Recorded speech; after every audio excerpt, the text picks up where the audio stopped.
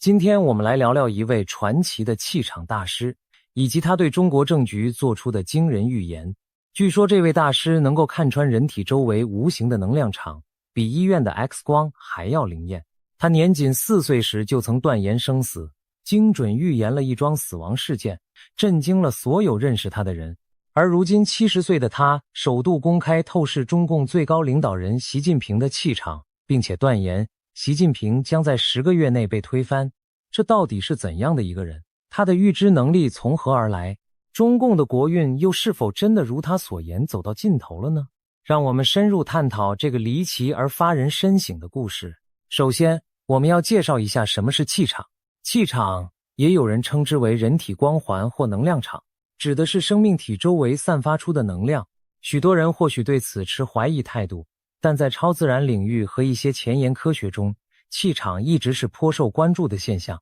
早在20世纪60年代，苏联科学家就曾用克里安照相法拍摄到生物体周围的能量光环，而现代也有科学家研发所谓气场相机，声称能捕捉人体七彩光晕。尽管主流医学对此尚无定论，但不少灵修者和敏感体质的人坚信，每个人都有独特的气场，而且这气场会随着一个人的健康状况、情绪和命运起伏而改变。简单来说，气场就像是一个人内在状态的隐形投影。对于练气功或有天眼通的人而言，他们仿佛拥有一双火眼金睛，能够透过气场的变化窥见常人难以察觉的真相。我们今天故事的主角正是一位能看见气场的奇人，她是一名女性预言家，许多人尊称她为世界顶级气场预言家。今年70岁高龄，她的能力究竟有多神？据传，她从儿时就展现出异于常人的天赋。在她4岁那年，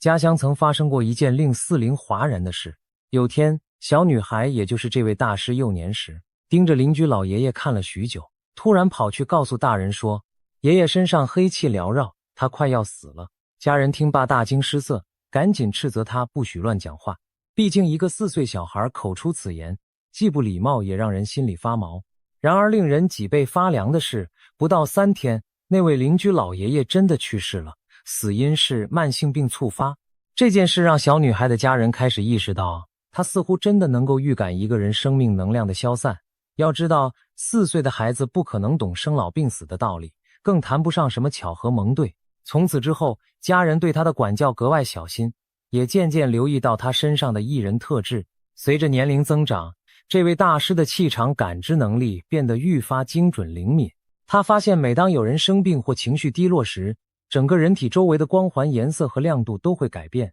健康快乐的人气场通常明亮且色彩温暖，而罹患重病或行将离世的人气场则往往暗淡甚至断裂。有一次，家里来了一位远房亲戚拜访，外表看起来他红光满面，非常健康，但这位当时还是少年的预言家却皱起眉头说，你的气场里有团阴影集中在胸口。大人们起初不以为意，觉得孩子可能只是胡言乱语。然而那位亲戚受此提醒，回去后还是去了医院做检查，结果发现肺部正长着一个早期肿瘤，所幸及时手术切除了，才避免癌症进一步恶化。这件事传开后，所有认识他的人无不瞠目结舌，啧啧称奇。一个人的肉眼怎可能比 X 光片还厉害，提前看出身体里的病变呢？但事实胜于雄辩，他的确透过气场变化发现了医疗仪器尚未检出的隐患，因此他渐渐赢得透视眼的美誉。许多人开始主动找他帮忙看看气场，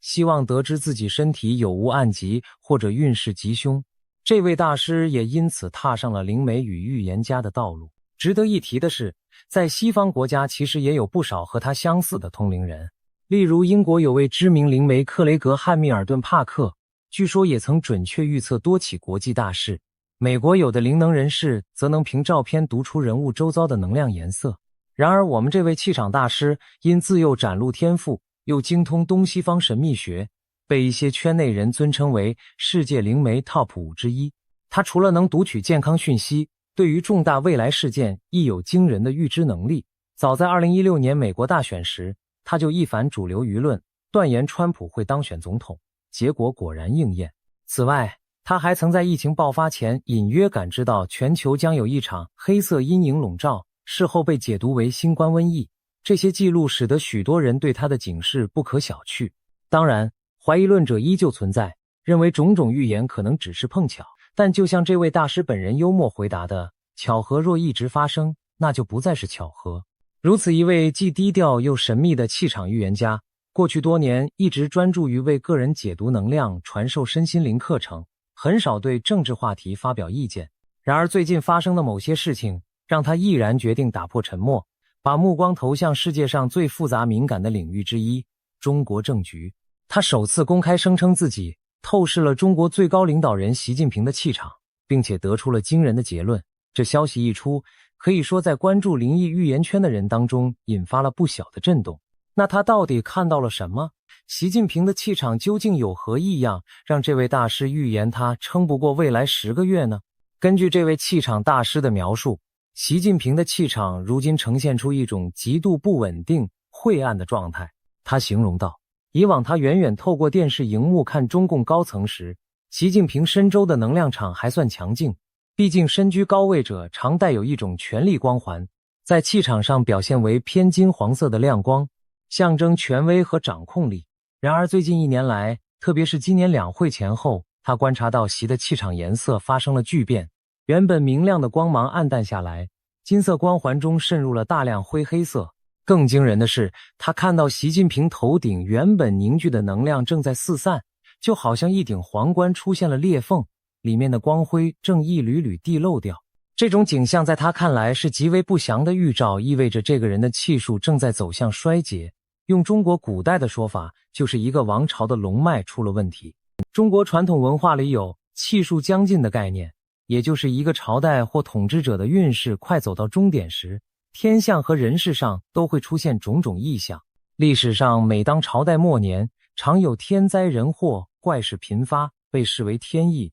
在警示世人。这位大师虽然是从气场能量的角度感知，但结论却和古人惊人的相似。他认为习近平个人的能量场已经彻底乱了套，甚至牵动整个中华大地的气场陷入动荡。用他的原话说，就是我看到他身后那条红色的巨龙正在迅速褪色崩解。这番话耐人寻味。红色巨龙一般被解读为中共政权背后的象征性力量。如果巨龙崩解，是否意味着中共失去其精神支柱和所谓天命呢？大师解释，他所说的红龙并非真有一条龙，而是一种灵界的能量象征。多年来，中共政权仰赖一股极强的负能量支撑着，那负能量仿佛吸食人民的恐惧与血汗而壮大，形成它独特的气场。但现在，他惊讶地看到那股红色的邪恶能量正在瓦解，中共的整体气场出现了难以修复的破绽。如果仅仅是气场暗淡，也许还只能说明习本人状态不佳。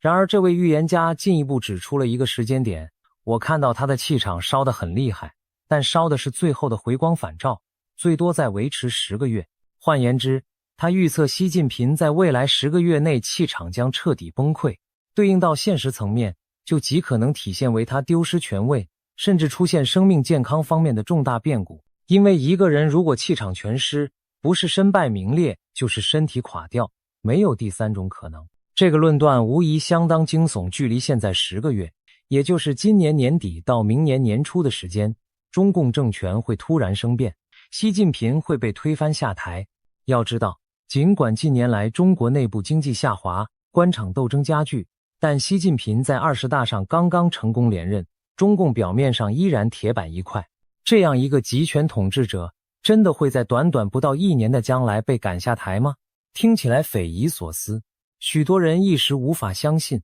然而，如果我们把视野放广一点，就会发现各种不寻常的征兆其实正在累积。气场大师强调，他并非凭空下此结论，而是观察到最近中国高层和整个国家的气场都在急剧变化，宛如暴风雨前的乱流。他提到一件具体的异象，今年夏天，北京出现了一场100年罕见的暴雨，倾盆大雨导致紫禁城罕有的出现积水汪洋。要知道，号称95之尊、龙脉所在的紫禁城，过去几百年都很少淹水，民间甚至有天子脚下风调雨顺的说法。然而那场狂风暴雨硬是把紫禁城淹了个透，雨水泼进太和殿，导致宫墙渗水，院落积水成河。这位大师解读道，这场暴雨仿佛在象征天意对洪朝的不满，掀开了皇权的面纱。紫禁城600年不水淹，如今大水漫过龙庭，难道不是对当今执政者的一种警示吗？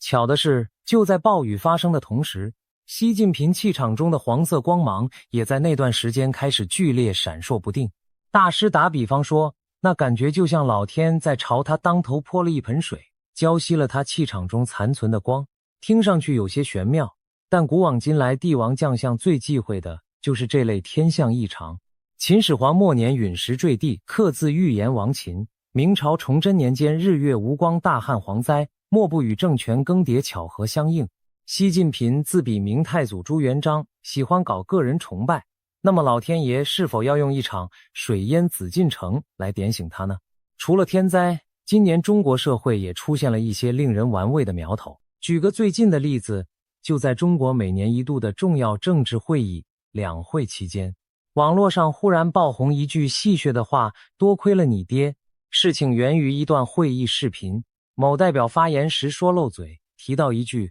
我们能有今天，多亏了。本想说多亏了党的领导，却因口误变成多亏了你爹。此话一出，全场愕然。虽然事后官方极力封锁影片，但民间早已疯传开来。多亏了你爹很快变成讽刺时局的流行语，字面上像是感谢习近平的父亲习仲勋，实际上是一语双关，嘲笑现任最高领导不过是托付因上位，自己能力配不上地位。这句戏言戳破了权力者的皇帝新衣，透露出民间积压的巨大不满和嘲讽。气场大师特别提到这个网络梗，认为这反映在集体潜意识上，就是全国人民对习气场的投票。当越来越多人开始对领袖失去敬畏，公开调侃时，领袖的能量场便失去了群众的支撑。气以众人念力而聚，亦可因众人离心而散。中共营造了10年的个人崇拜，如今居然自动滑稽反转，这股舆论暗潮让他更加笃定习的气场将撑不住多久。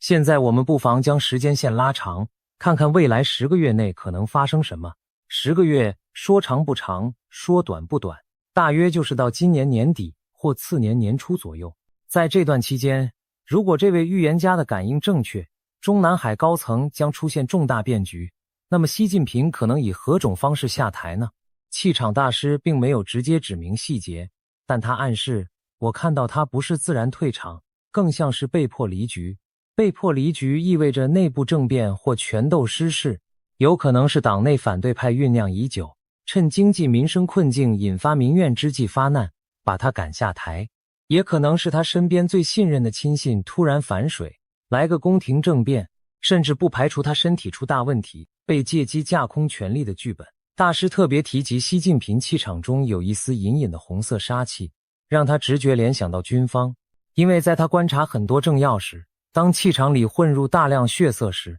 往往意味着有武力介入、兵戎相见的危险。这是否预示着解放军内部有人将采取行动？联想到不久前中共防长李尚福、火箭军高层接连神秘消失，被外界猜测是政变未遂或高层清洗，种种迹象难免令人联想。大师的预言虽非军事情报，但能量层面的感应和现实政治蛛丝马迹竟惊人契合。如果习真的被推翻，背后最大的力量莫过于掌兵权者，而他近年大力清洗军队高层，提拔自己人，却仍然惶惶不安。或许正是因为他自己也隐约感受到那柄达摩克利斯之剑高悬头顶吧。谈到这里，我们不禁要问，万一习近平垮台了，中共政权会怎样？中国将迎来什么局面？气场大师在预言习下台的同时，对中共整体的未来也给出了一些惊人的见解。他表示，他看到的不只是习一人的气场，而是整个中共体制仿佛被一层黑雾笼罩。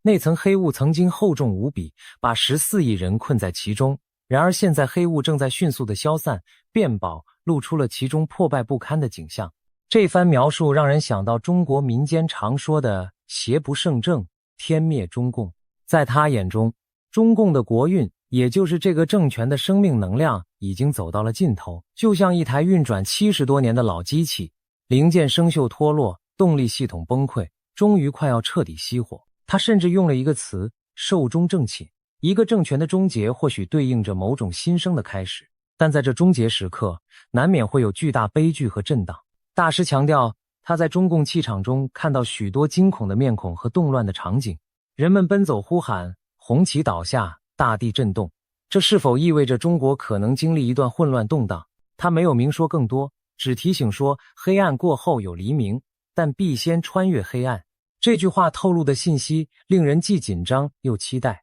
事实上，不只是这位气场大师，近来世界各地多位灵异预言者都不约而同把目光投向中国，预感到这个古老文明将迎来巨变。前面提到的英国灵媒帕克先生就曾公开表示，他在灵视中看见中国地图上空烟雾弥漫，预示那里将出现巨大动荡和政权变更。注此，帕克的预言曾在国际媒体上引发讨论。另外，泰国有位著名的女预言家被尊称为普莱神婆，今年也惊人的预言说，2026年将有4个国家面临灭顶之灾，其中之一就包括中国。他提醒世人在2026年最好避开某些地区，因为将有严重的灾难和战乱发生。虽然他没有明说是什么形式的灾祸，但许多人联想到可能与政局动荡或军事冲突有关。而在华人圈，一些传统命理师和风水师也释放出类似的警讯。今年台湾有位紫微斗数大师周应君就在节目上断言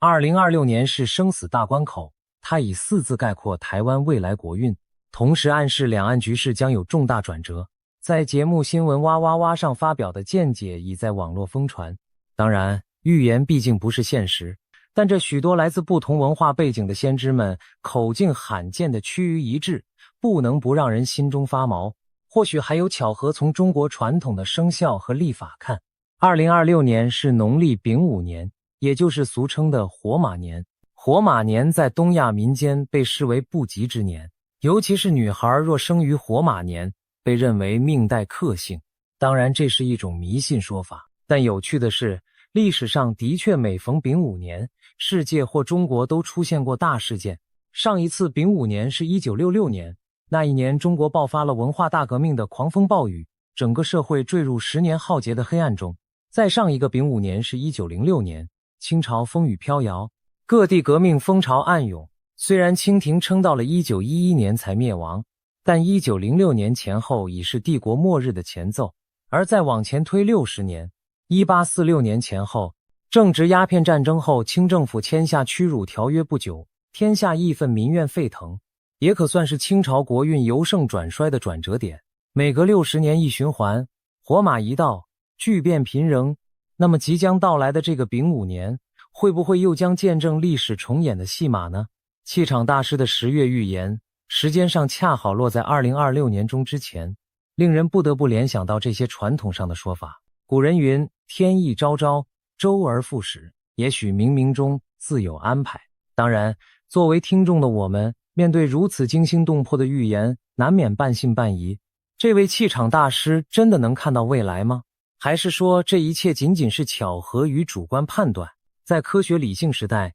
我们应当保持适度的怀疑。但回顾历史，大到王朝兴亡，小到个人臣服，往往在事发之前都出现过一些异象和敏感人士的预见，只是很多时候人们当下不愿相信，事后再来感叹早有预兆。举例而言，前苏联解体前夕，就有苏联气象专家公开预测过红色帝国即将分崩，结果数年后成真。二战期间，也曾有据说通灵的人预言希特勒末日将近，他们声称看到元首身后的黑影挥刀，不久盟军反攻胜利，纳粹覆亡。这些故事听起来匪夷所思，但在那个时代都真实存在过。或许人类的确有某种未解之谜的能力，可以透过看似无形的气捕捉到命运的走向。中国传统的易经讲，物极必反，阴极阳生。当一股力量强盛到极点，往往会转向自己的反面。习近平和中共过去10年看似如日中天，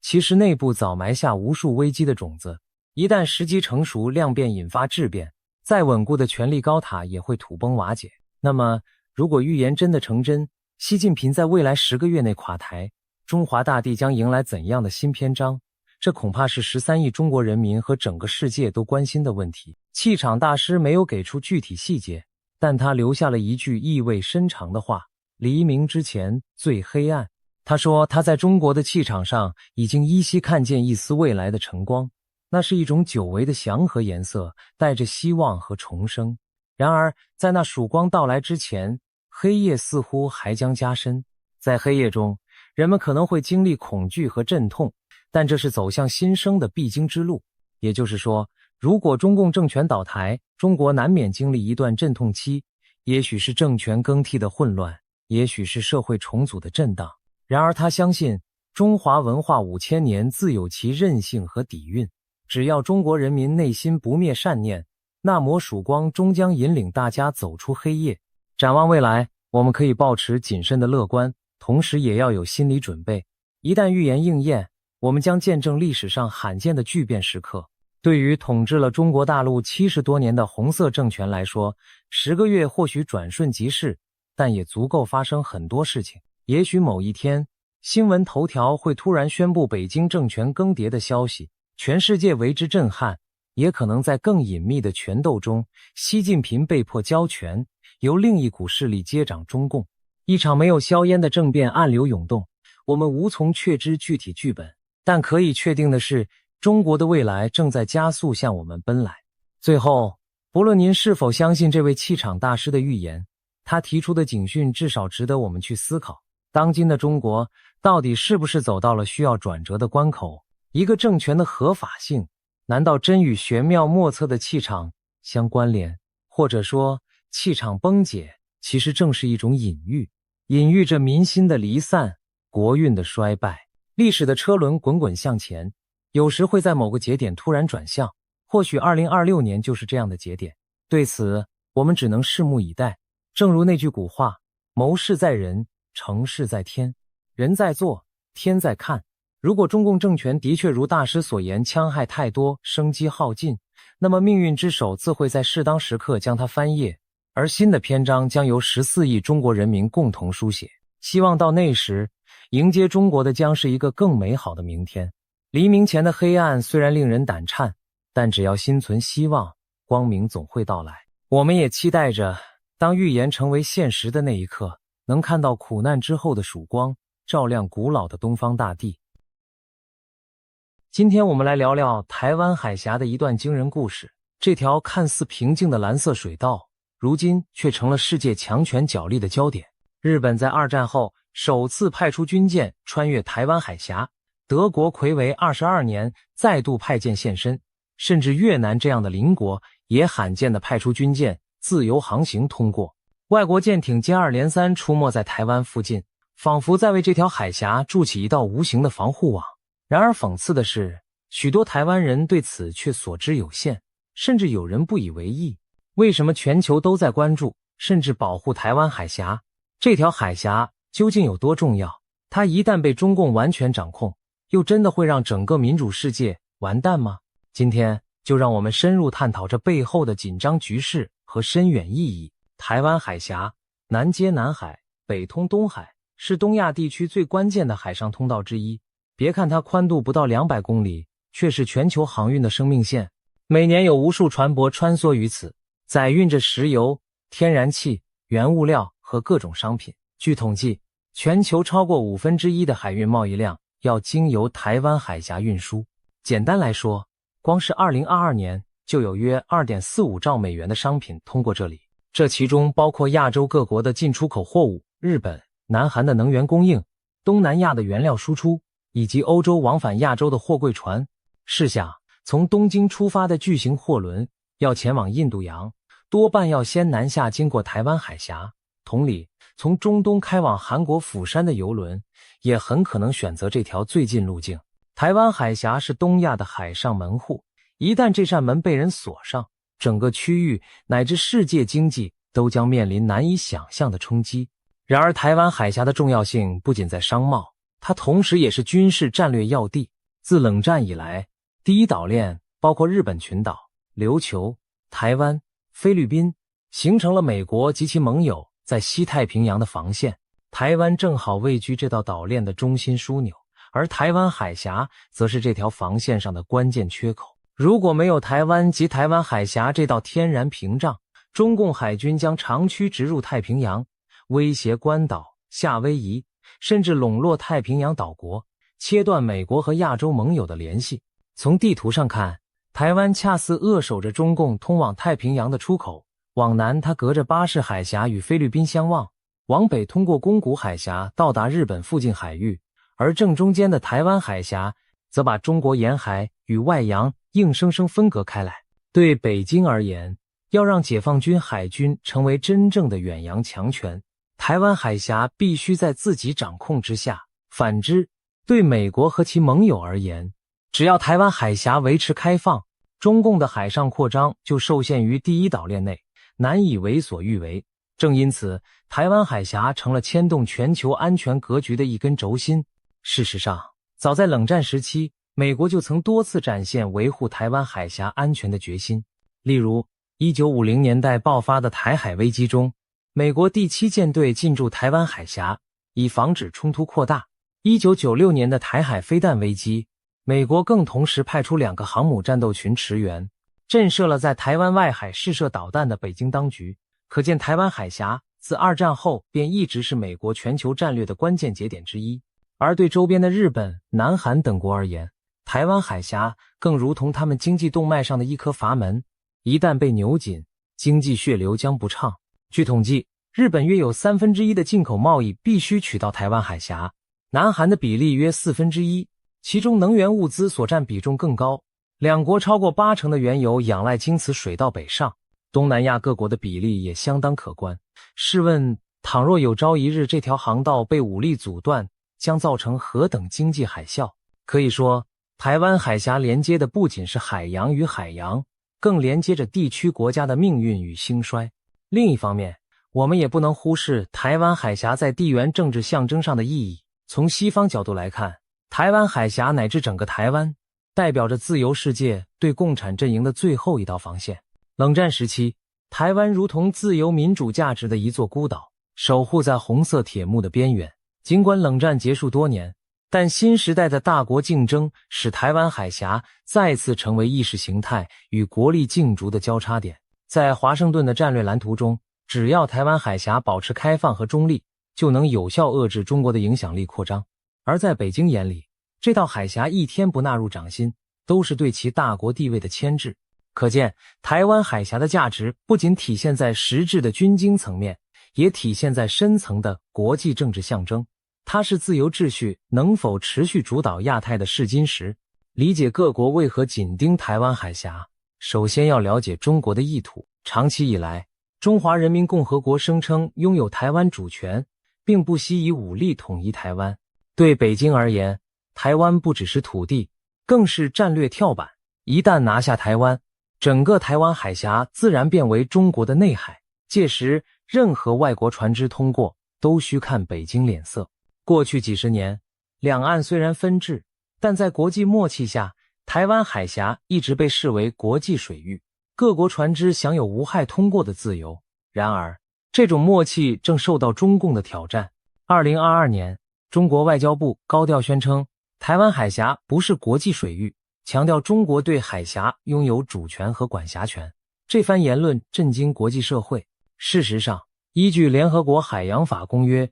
UNCLOS， 台湾海峡虽介于中国大陆与台湾之间，但其中相当大部分海域属于公海或各国专属经济区，为国际航行海峡。换言之，各国船只只要不进入对岸12里领海，就享有自由通过的权利。因此，中方试图否定国际水域之说，其实是对国际法概念的曲解与扩张。北京此举显然意图改变台海现状，为未来阻挡美国等他国军舰介入台海埋下伏笔。毕竟，如果台湾海峡被国际承认为中国内水，那么外国军舰要经过时，中国就有借口说成是侵犯主权，进而派军事力量阻拦。除了法律概念上的操作，中共在军事上也频频动作，试图蚕食台海的现状。过去在台湾海峡中线、台海两岸间非正式的分隔线一带，双方原本井水不犯河水，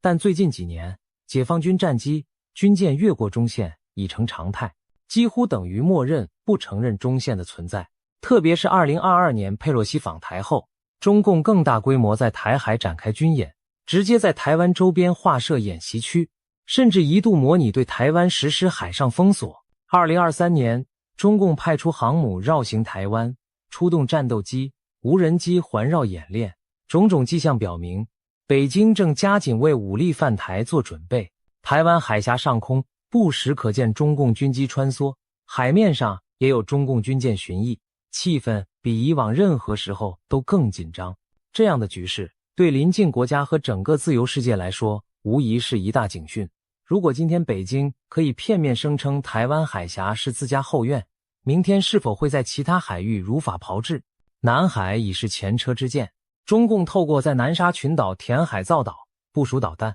实质控制了整个南海大片海域，无视海牙常设仲裁法院对其九段线主张的否决。可以预见，如果国际社会对台湾海峡袖手旁观，任由北京予取予求，不仅台湾的存亡堪忧，整个西太平洋的航行自由都将荡然无存。所以我们看到许多国家开始以实际行动来防范这一最坏情境的发生。事实上，台湾海峡自二战后便多次成为全球瞩目的危机热点，而国际社会也一再介入化解险局。让我们快速回顾几次重要的台海危机，看各方是如何伸出援手或制衡野心的。第一次台海危机发生在1954年至1955年之间，当时两岸正处于军事对峙状态。中华人民共和国决定炮击由中华民国台湾控制的离岛金门、马祖，试图逼退美国对台支持。面对共军猛烈炮火，艾森豪总统的美国政府没有退缩，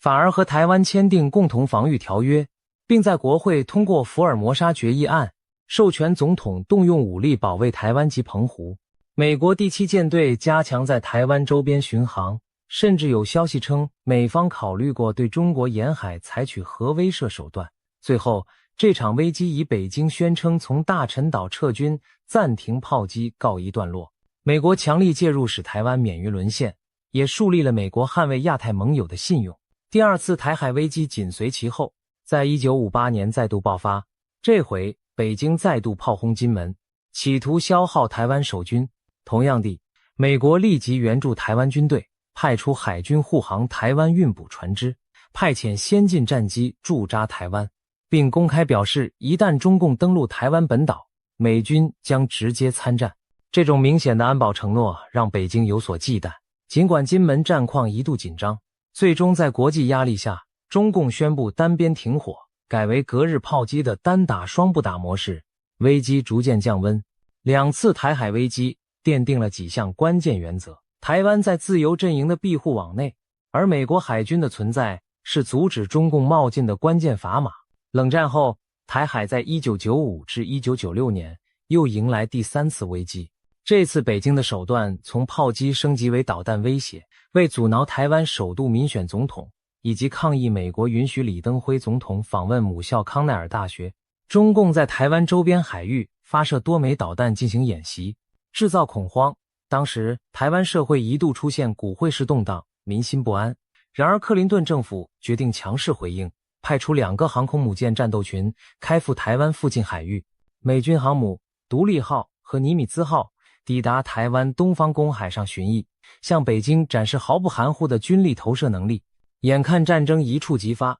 北京最终适可而止，在台湾完成总统选举后停止了军演。这场危机成为冷战后美中在亚太的首次严重对峙，也让新一代台湾人亲眼见证了国际干预的重要性。若非美军震慑，中共导弹试射是否会变成真打实攻，谁也无法保证。进入21世纪后，台海局势虽一度因两岸交流增加而缓和，但潜在风险始终存在。2000年台湾政党轮替、中共祭出反分裂法等事件都曾引发紧张气氛。真正最近一次逼近实战边缘的，莫过于2022年佩洛西访台引发的危机。当年8月，美国众议院议长南希·佩洛西不顾中国强烈反对，访问台北，成为25年来访台层级最高的美国政治人物。北京震怒之下，在台湾周边6个海空区域同步展开大规模军事演习，甚至向台湾东北、西南、外海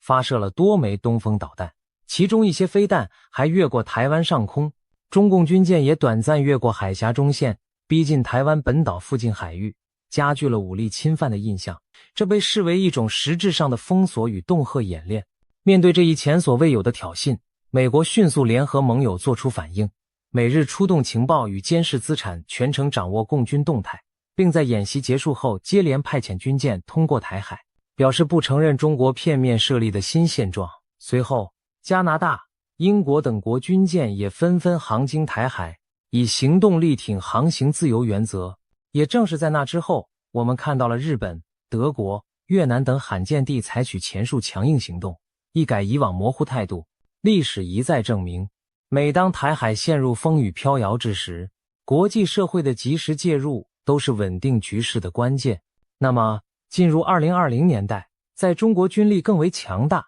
地缘政治角力激烈的新局下，国际社会是否还能一如既往挺身而出，守护台湾海峡的和平呢？接下来，我们就逐一看看几个关键国家的作为。首先登场的是日本。回顾历史，日本在二战后采取了极为克制的国防政策，奉行专守防卫，自卫队军舰很少踏出临近海域，更不用说涉足敏感的台湾海峡。多数时候，日本对中共的军事挑衅采取低调处理，尽量不激怒北京。然而，近年来东亚局势的变化让日本逐渐改变了策略。2023年底，日本公布了新版国家安全保障战略，首度明确指出台海稳定对日本安全至关重要，并规划强化西南诸岛防卫力量。更惊人的是，2024年9月，日本破天荒派出一艘海上自卫队的驱逐舰连号，从东海驶入台湾海峡，由北向南全程航行穿越。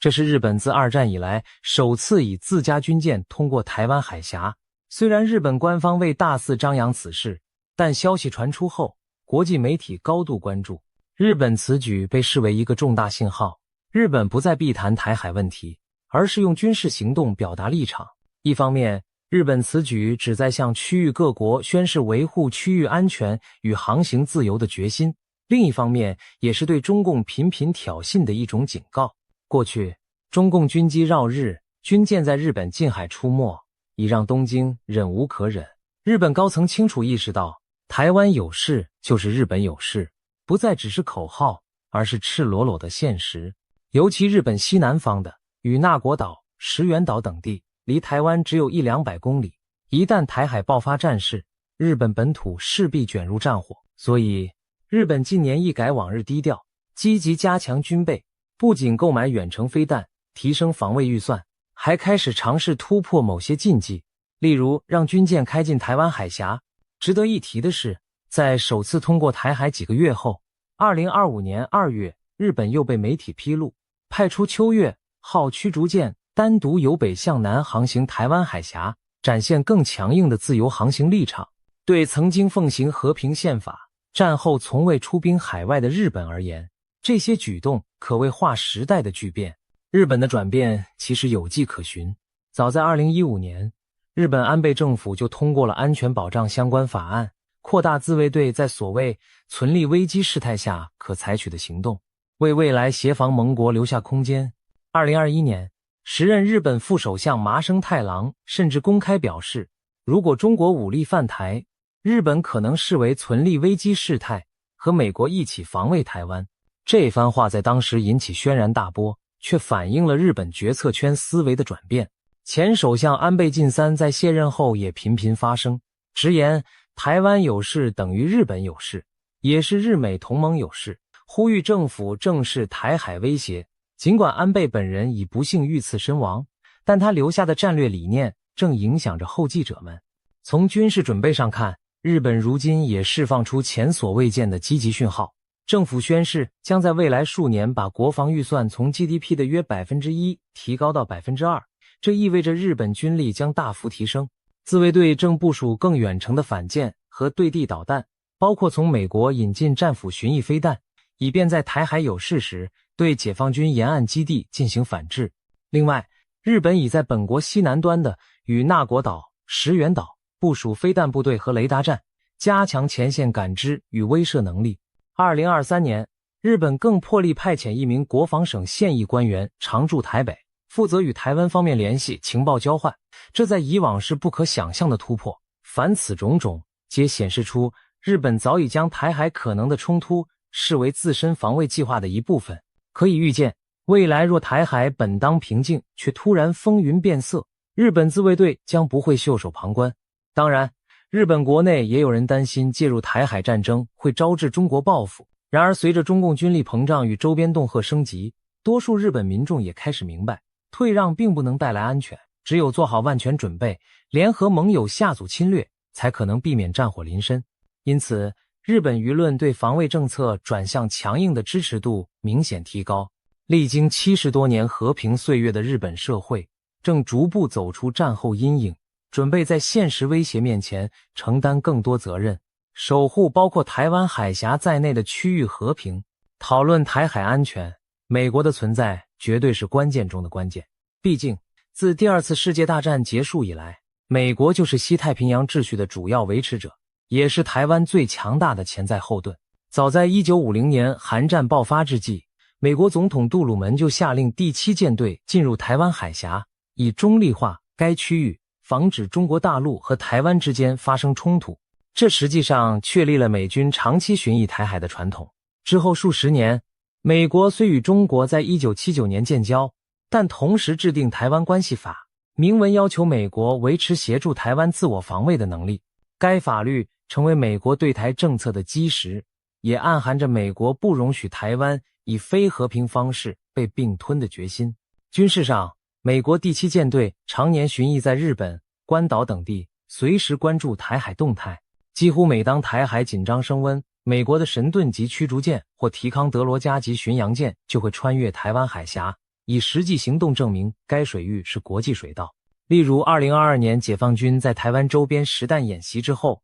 数周内美国就派舰通过台海，向盟友和对手同时传达讯息，美军不会被冻下出局。此外，美军还在西太平洋保持强大的空中力量，包括驻日驻韩的战机和定期派遣的 B-1BB-52 战略轰炸机巡航。美国的情报资源也密切盯防着中国军队在沿海的动向，透过卫星、侦察机第一时间掌握解放军的风吹草动，以防范突发状况。外交和战略层面，美国近年提出了自由开放的印太战略，强调维护包括台湾海峡在内的国际水域航行自由。为此，美国积极凝聚盟友，形成更紧密的合作网络，包括召集日印、澳共组四方安全对话 QUAD， 推动强化与菲律宾、越南等国的防务合作，如2023年美菲扩大、加强防务合作协议，开放更多菲律宾基地供美军部署，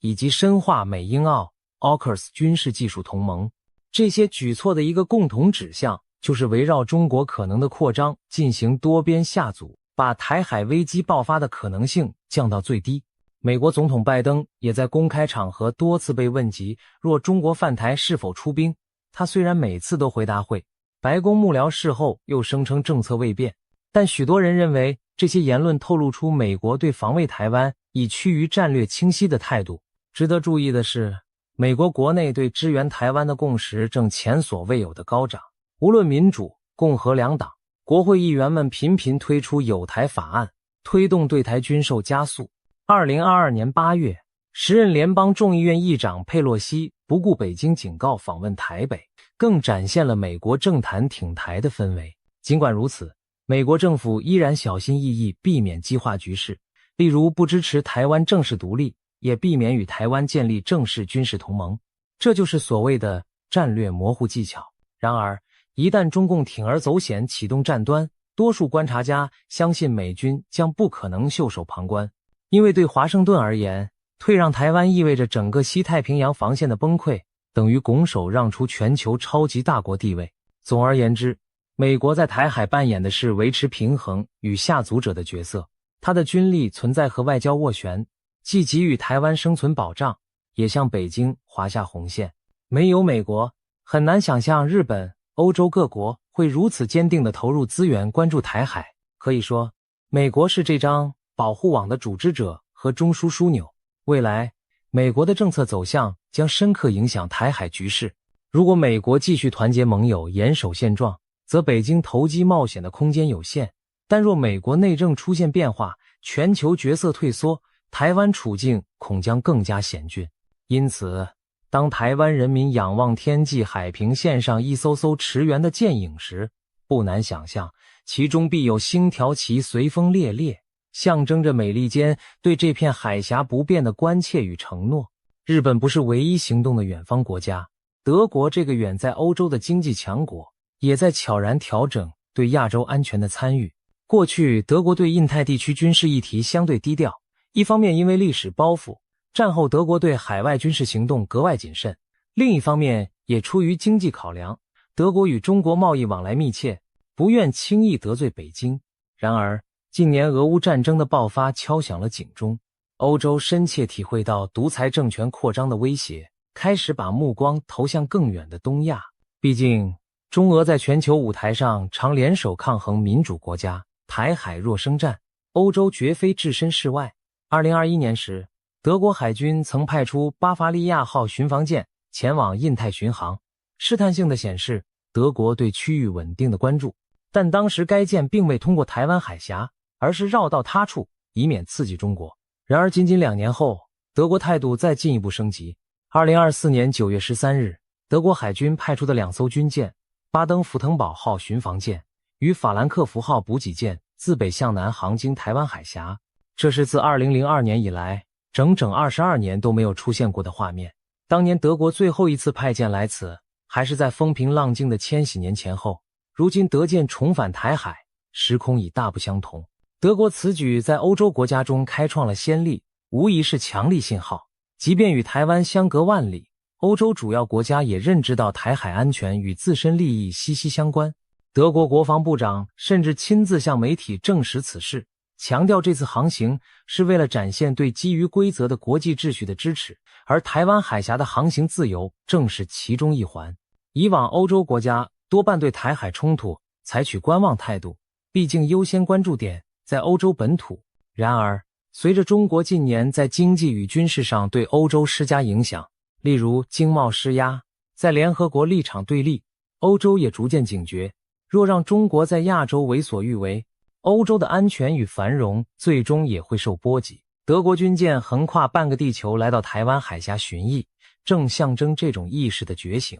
不仅是德国、英国与法国等欧洲老牌海军强国，也在近年增加了在台海的活动。早在2019年4月，法国海军巡防舰凡德米埃尔号就曾航经台湾海峡，中国为此暴怒，撤回对法国参加中国海军阅舰式的邀请。然而法国不改其志，在印太地区持续保持军事存在，包括在留尼旺岛等海外基地部署军舰，定期巡航南海与西太平洋。同样的，英国在脱欧后寻求全球英国角色，2021年派出以伊丽莎白女王号航母为首的打击群前往远东，英国护卫舰里奇蒙号即在那年穿越了台湾海峡。此后，英国军舰又陆续于2022年、2023年数次航经台海，并高调表示这些都是例行航行，符合国际法。对曾经的日不落帝国而言，在远东重拾影响力不仅是战略考量，也带有维护航行自由传统的历史使命感。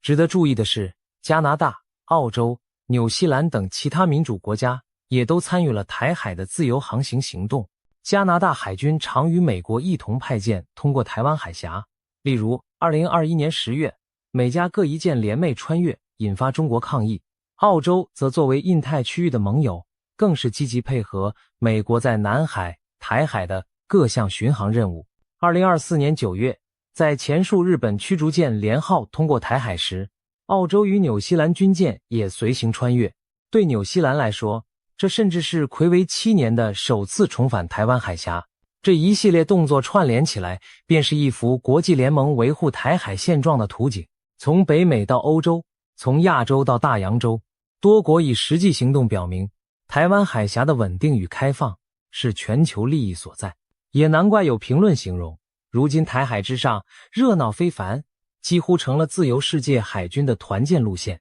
在西方盟国积极行动的同时，亚洲邻国中有没有出现类似的声音？越南的例子表明，答案是肯定的。在这些参与者中，有一个名字格外引人注目，越南提起越南，许多人首先想到的是它与美国曾为敌，以及它本身也是社会主义政权。但就是这样一个过去与北京同文同种、政治制度相似的邻国，近年却日益警惕中国的扩张，并开始巧妙地向国际社会靠拢。越南与中国有着漫长而复杂的历史。1979年，两国还爆发过边境战争。近年在南海的主权争端也时有摩擦。可以说，越南对中国的戒心在东南亚国家中是数一数二的。尽管如此，过去越南在台湾问题上相当低调，毕竟他也不愿公开触怒强邻。然而，当北京在南海和台海一路强势，越南也逐渐感到自身处境不安。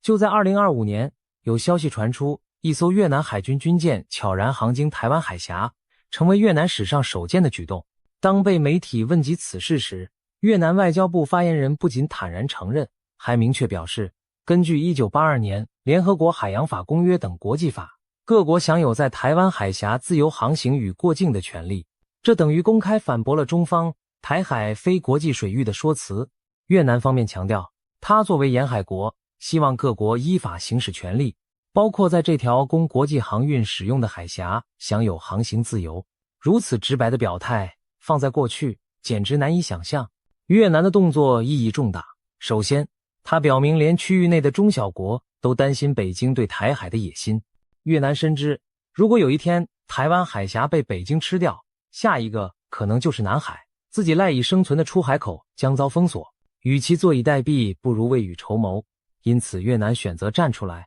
和远道而来的欧美日澳军舰一起宣示对台海航行自由的支持。其次，越南的加入稀释了北京鼓吹的西方干预亚洲事务论调。中国常批评美日等是域外国家插手，但越南可是在地邻国，北京总不能说越南是在替美国当马前卒吧？越南以自己的国家利益为出发点，以实际行动表明了立场，这对其他东南亚国家也是一种示范。面对霸权，不必一味退让。观察越南近年的外交路线，可以发现其正谨慎地寻求大国平衡，避免被中国牵着鼻子走。一方面，越南仍维持与中共的党际交流与表面友好，但另一方面，它也大幅加强与美国、日本、印度等国的关系。例如，2023年9月，美国总统拜登亲赴河内，将美越关系提升为全面战略伙伴关系，这是越南能给予他国的最高外交等级。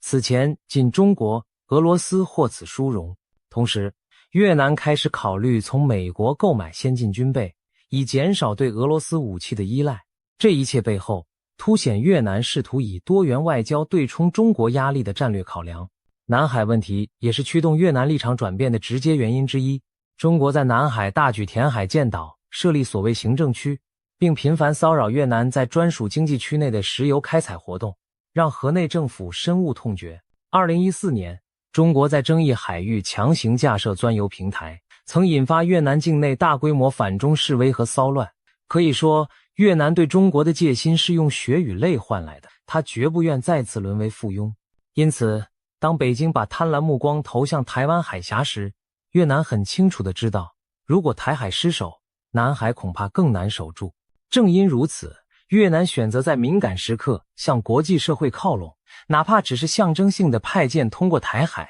讲几句公允话，对北京也是一种震慑。越南民间对此举也表现出支持态度，越南媒体和网络舆论普遍对政府据理力争航行自由表示赞赏，认为这体现了越南作为沿海国的自信与主权意志。一些越南学者更指出，河内此举是一个战略讯号，越南正将台海纳入自身安全利益范畴，未来不排除与美日更多合作以牵制中国。当然，越南仍会在大国之间保持一定平衡，但至少现在，我们已看到一个不再畏惧表态的越南，这对其他东盟国家也是启示。面对区域霸权，每个国家都可以有自己的坚守与智慧，而不是只能在沉默中被各个击破。这一消息传出后，台湾方面也倍感振奋。台湾外交部罕见地对越南的行动表示欢迎，感谢越南以行动支持台海现状与区域和平。毕竟历史上台越交集不深，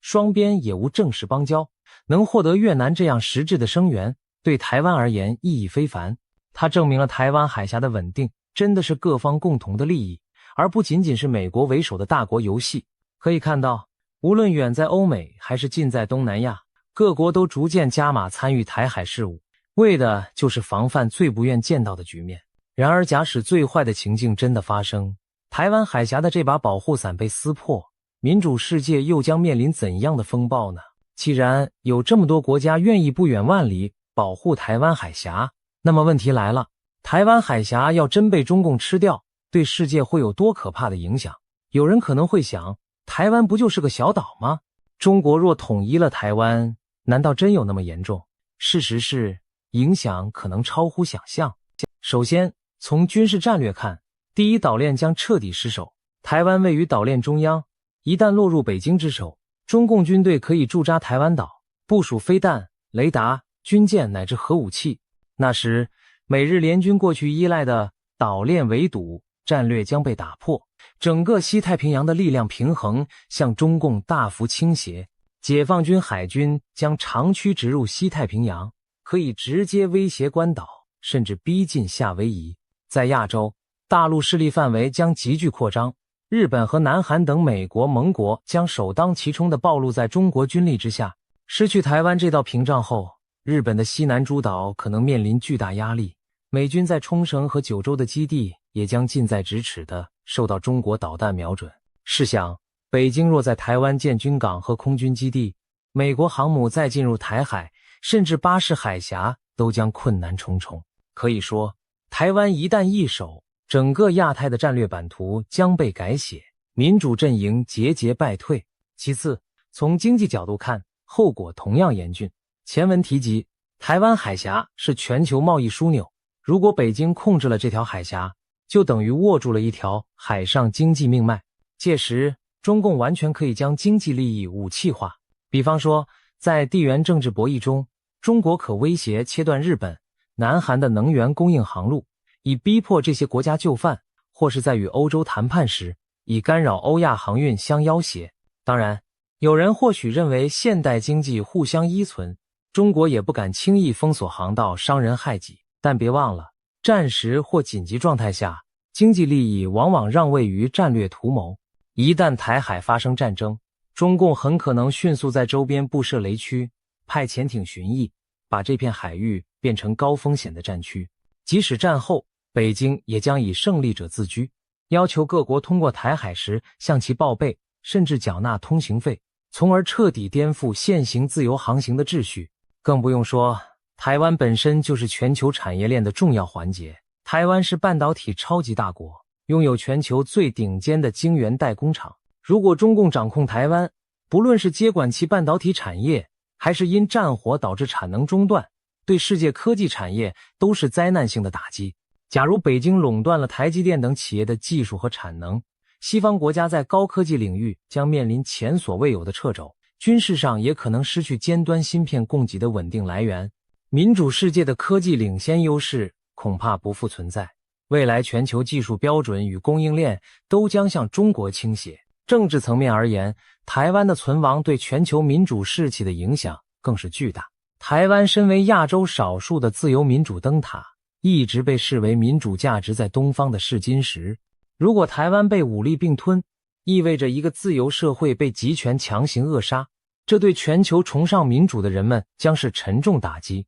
同时，美国及其盟友的公信力将严重受挫，其他盟国会怀疑，连台湾这般亲近的伙伴美国都保不住，那他日自己遭袭，美国还会伸出援手吗？盟友体系可能出现裂痕，更多国家转向与中国搞好关系以求自保，届时所谓民主联盟恐怕土崩瓦解，整个国际秩序将向着对专制政权有利的方向重组。这绝非耸人听闻。试想，当年二战期间，倘若纳粹德国控制了直布罗陀海峡与苏伊士运河，英美的战略处境将何等危急。台湾海峡至于今日的民主世界正有几分类似的地位。如果它被集权势力收入囊中，全球自由阵营将面对的是前所未有的黑暗时刻。从经济上直观地说，台海战火一起，全球就会立即迎来金融市场的震荡与产业链断裂，航运保险费率将暴涨，货轮不敢靠近战区，亚洲制造的电子产品、零组件无法顺利运出，欧美市场上可能出现供货荒，特别是半导体现代经济的石油供应将遭受毁灭性打击。台湾出产全球超过60%的先进芯片，战争一旦让台积电等企业停摆，不仅消费电子产品短缺，欧美尖端武器生产设备也会因缺乏芯片而生产受阻。曾有学者将此情景称为龟顿崩坏，原本保障台湾安全的芯片供应地位，反过来成为全球经济的阿基里斯之踵。一场台海冲突所造成的损失将远远超出2008年金融危机，甚至可能比肩上世纪大萧条。再看长远战略影响，美国的全球领导地位将遭受重创。如果美国军事介入台海却战败，那无疑是自越战以来最大耻辱，国内信心将崩盘，国际盟友也可能作鸟兽散。即便美国选择不介入，放任台湾沦陷，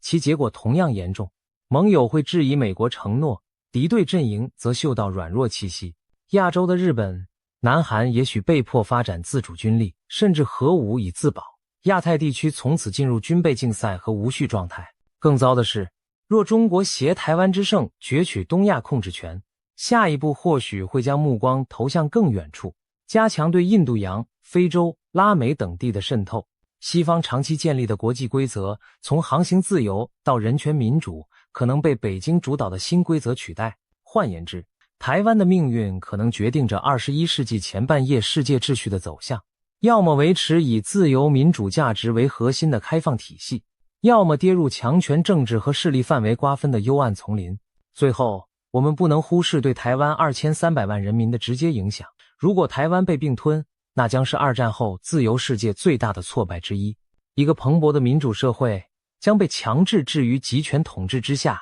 其人民可能失去言论自由、选举权利和生活方式。对照香港在国安法下自由凋零的景象，我们有理由担心台湾人民会经历更沉重的代价。这不仅是人道主义灾难，也是价值观的巨大倒退。民主国家若无法阻止这种悲剧发生，将严重打击自由主义的普世信念，助长极权主义的气焰。在这意义上说，台湾的存亡不仅关乎地缘政治，更关乎人类对何种价值体系适于人类社会的信心。台湾若亡，民主理想将遭遇前所未有的寒冬。综上所述，台湾海峡绝非仅仅一道地理名词，它承载着世界经济的血脉流通，更是自由与专制两种秩序角力的前线。也难怪今日我们目睹来自世界各地的军舰在此穿梭巡弋，从日本到德国，从美国到越南，大家都不约而同地行动起来，目的只有一个，确保这条海峡不会落入单一势力的掌控，确保台湾不会在孤立无援中沦陷。对台湾而言，国际上这股支持的力量弥足珍贵。有些台湾民众可能提出质疑，台湾海峡既属公海，各国自由进出，包括中国军舰也能来去，这跟保护台湾有何关系？实际上，正因为各国坚持将台海视作公海，中国才无法将其据为己有。如果国际社会晋升退让，让北京宣称的内海化成真，那么中共军舰就不只是也能来去，而是将独占这片水域，不容他人踏入。届时，受到伤害最大的恰是台湾自身被海上围困，孤立无援。因此，外国军舰定期巡弋台海，不是替台湾打仗，但却在营造一种安全环境，防止中国片面改变现状。这种保护是潜移默化而间接的，但极为重要。或许有部分台湾民众过去对外国军舰通过台海不以为意，认为那只是大国角力的表象，离自己生活很远。但事实正相反，那些遥远国旗下的军舰之所以出现在台湾门前，是因为台湾的前途与他们息息相关。当日本、澳洲乃至欧洲国家都投入心力维护台海安全时，台湾更没有理由掉以轻心。毕竟，外援固然重要，最终决定命运的还是台湾人民自己。在国际友人的协助下，台湾更需团结自强，加速提升自我防卫能力，巩固民主制度的韧性，向世界展现守护家园的决心。未来的日子里，台湾海峡或许仍将波涛汹涌，充满各种角力与变数。然而可以确定的是，只要自由国家保持警觉与合作，北京就难以轻易将台海私有化。在一艘艘军舰巡航海峡的背后，是各国传递的明确讯息：不要轻举妄动，不要试图以武力破坏这里的和平。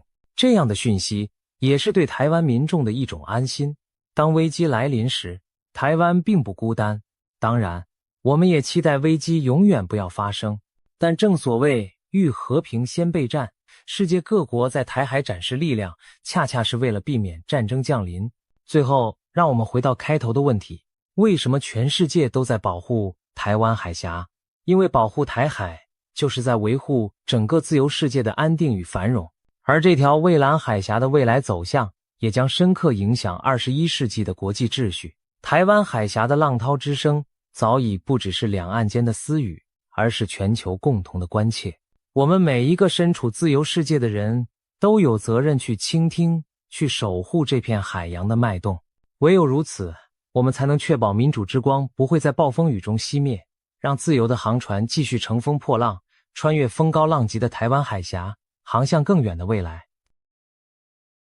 今天我们来聊聊台海防卫中一个听起来冷门却至关重要的计划，名为威海计划。这项计划斥资80亿，乍看只是扩建港口的工程，背后却隐藏着台湾如何在战时保存战力，防止港口被封死，以及凭借海岛优势消耗共军，狙击敌军后勤生命线的关键战略。战争不仅是火炮与飞弹的较量，更是补给与持久力的竞赛。今天我们就深入探讨台湾如何运用地利与巧思，把一场不对称的战争变成拖垮侵略者的消耗战。试想某天黎明，台湾西岸的天空密布来袭的飞弹与战机，在此生死存亡之际，我们的军舰会选择龟缩在港口束手待毙吗？还是悄然从港湾中出走，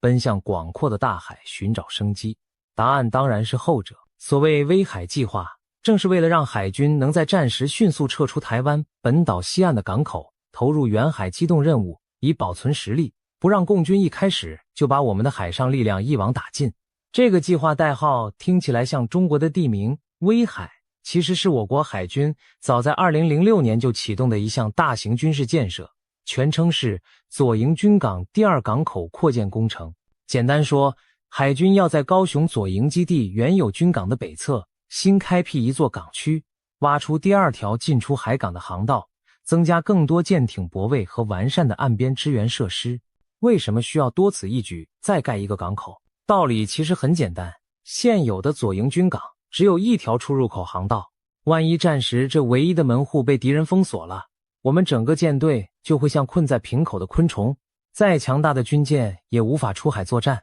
敌军只要在港口外沉下一艘破船，或者用飞弹炸塌航道两侧，甚至布几枚水雷，整个出海口就可能被堵死。那时港内停泊的舰艇将成为瓮中之鳖，动弹不得，只能任由敌人后续精确打击，一一摧毁。这绝非耸人听闻，历史上不乏港口被封锁，导致舰队束手无策的案例。例如1904年的日俄战争，日本海军曾多次派驱逐舰拖带老旧运输船在旅顺港外自沉，试图封死沙俄舰队的出路。1918年英军也奇袭比利时泽布吕赫港，用沉船堵住德军潜艇基地的航道。由此可见，港口一旦丧失畅通，哪怕强大舰队都只能困死港中。因此，威海计划的初衷正是为了防塞港，也就是避免台湾海军的命脉被一堵就断。国防部曾向立法院清楚说明，左营现有港口仅有单一进出口，容易遭敌封锁。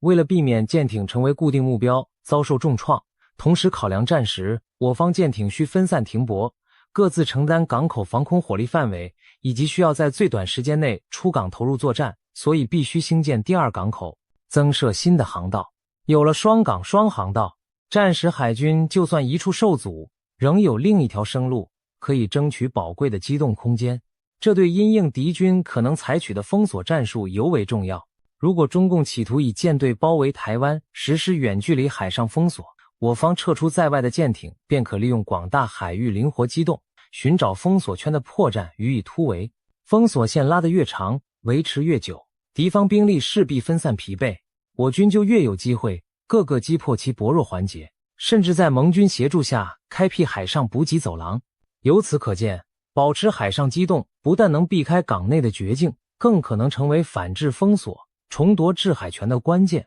想象战时的高雄港区，即使一处港口浓烟冲天，碎石塌落封住航道，另一侧港区的舰艇仍然可以从第二航道全速驶出，冲向大海。在最坏的情况下，就算主港完全被毁，我们还有备用港区容纳舰队转移，保留反击的本钱。这就好比家中要有后门逃生，不能只靠一扇大门。不过，威海计划从构想到实现走得并不轻松。它在2006年立项时，原计划预估2019年完工，经费约290亿元新台币。但由于工程浩大，又碰上在地居民抗争、环评争议、物价飙涨等种种挑战，整个计划一再延宕。2009年时，期限被迫延至2025年，预算增加到330亿元。2020年又将完工时间延后至2032年，经费膨胀到404亿元，甚至最近国防部再次调高总预算到约590亿元，将完工目标推迟到2032年以后，从预计13年变成将近26年，堪称国军建设中最多灾多难的案例之一。然而，尽管过程曲折，这项工程的重要性却随时间愈发凸显。随着共军海军持续扩张，威胁年年提高，左营双港的格局对台湾存亡可能具有决定性影响。我们宁可工程晚点完成，也胜过暂时后悔少了一个港口。未来，当第二港口终于在炮火阴影下启用时，或许会有舰长庆幸地说，还好我们还有另一条路可走。谈完港口本身，让我们把视角转到战场全局，来看看远海机动任务与战力保存的意义。所谓战力保存，指的是在战争爆发时，国军不会一味死守原地硬拼，而是会设法保存实力，回避锋芒，等待更有利的时机反击。这听起来或许有点消极，甚至有人嘲讽，一开战就往后跑，是不是胆小？但实际上，保存战力是务实且聪明的战略。为了最后能赢，你必须确保自己不会在开局10分钟内就被 KO。在当今飞弹密集、卫星全天候监控的环境下，首波攻击往往决定生死。敌方肯定会在战争一开始就全力瘫痪我军的主要战力，空军基地、海军舰队、雷达站、飞弹阵地都会是对方重点关照的目标。如果我们死守原地不动，等于把自己画在靶心里，后果可想而知。事实上，这种以保存实力为先的策略并非怯战。近年的乌克兰战争就提供了例证。2022年俄罗斯全面入侵时，乌军并未在各条边境阵线上硬拼死守，而是战略性收缩防线，将部队和装备保存到内陆腹地。当俄军深入乌境后，补给线渐长，攻势受阻，乌克兰军队随即抓准时机展开反击，成功保卫了首都基辅。可见，懂得暂避其锋，保存实力，正是为了日后有本钱反攻取胜。一旦中共武力犯台迹象明确，国军就会启动各项战力保存措施，将宝贵的主力单位移到相对安全的地点。远海机动任务指的正是海军舰队的战略转进，平时驻扎在台湾西部港口的舰艇会在第一时间紧急出港，向东部外海机动，前往西太平洋预先选定的海域待机。同时，空军的战斗机也会撤离易受攻击的西部基地，飞往花莲的嘉山地下机库、台东石子山基地等加固掩体藏身。这种向后退却一步的保存行动，其实是为了日后能向前踏出2步。只要我方主要海空战力在第一波打击中幸存，战争就还没结束。相反的，如果一开始就被斩首殆尽，后面再英勇奋战也无济于事。想象战争爆发的第一天凌晨，各海军基地响起刺耳警报，岸上的雷达刚侦测到敌人导弹来袭，我方停泊在左营港的军舰便火速启动引擎。早有预案的舰队官兵此刻分秒必争，冒着夜色在码头解开缆索，启动动力。过去他们可能担心只有一条航道，舰艇会不会在拥挤中争相逃生而碰撞堵塞，但现在有了双航道，海军可以同时从2个出口疏散舰艇，大大提高出港效率。不消多久，数十艘大小军舰鱼贯驶离港湾，有的直奔南方，有的绕经巴士海峡向东。一时间从空中看，仿佛钢铁洪流从台湾本岛西侧向四面海域散开。就在最后一艘舰离开后数分钟，敌军的第一波饱和攻击如暴雨倾泻，高雄港的码头和航道被炸得掀起巨浪。然而扑了个空，停泊区内几乎已经空无一舰，敌人炸毁的只是混凝土和空泊位。我舰队虽然失去了港口依托，却成功避开了毁灭性的首次打击，完整保全了实力。当然，逃出港只是漫长抗战的开端，接下来这支远海机动的舰队将何去何从？他们并非一味远远逃开战场，而是转进到战略纵深，伺机反击。台湾本身四面环海，东侧紧邻浩瀚的太平洋，正提供了绝佳的迂回空间。平时我们习惯把防线想在本岛附近，但其实向东多退后几百公里，反而能换取更大的生存缝隙和机动范围。这就像武林高手对决，技巧高明者往往以退为进，先拉开距离，再找机会出招。台湾海军跑到西太平洋上，不是为战逃跑，而是为了把战场拉长、拉宽，让共军无法轻易掌握我方动向。但远海机动也面临一个问题，昔日我们以为台湾东部海域相对安全，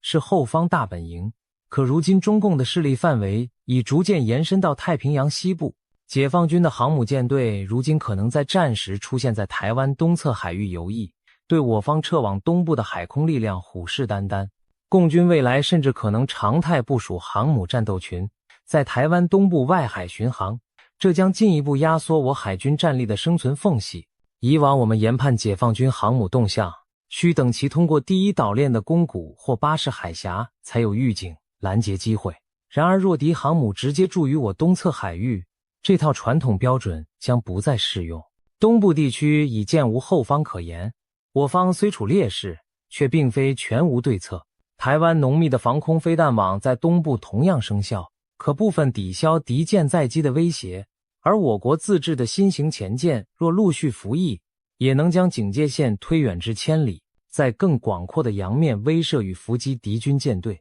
总之，我海军在远海仍需小心隐蔽行踪，善用广阔海域闪避敌军巡弋，并利用夜暗和气象掩护自己。远洋上没有港口遮蔽，但也没有地形限制，你可以向任何方向机动，让追踪你的人疲于奔命。事实上，浩瀚的大海本身就是最好的掩体。茫茫波涛中，敌人的雷达与卫星得花更大功夫才能辨识哪里藏着我方的军舰。接下来，重头戏来了。成功保存下来的我海军战力，在远海上究竟要如何消耗共军，狙击后勤呢？答案就在于，我们将发挥一切不对称战法，专挑敌人的命门下手。而这个命门，正是他们跨海进攻最脆弱也最致命的环节——后勤补给线。常言道，兵马未动，粮草先行。入侵台湾的解放军再强，也得解决兵源、武器如何渡海和持续供应的难题。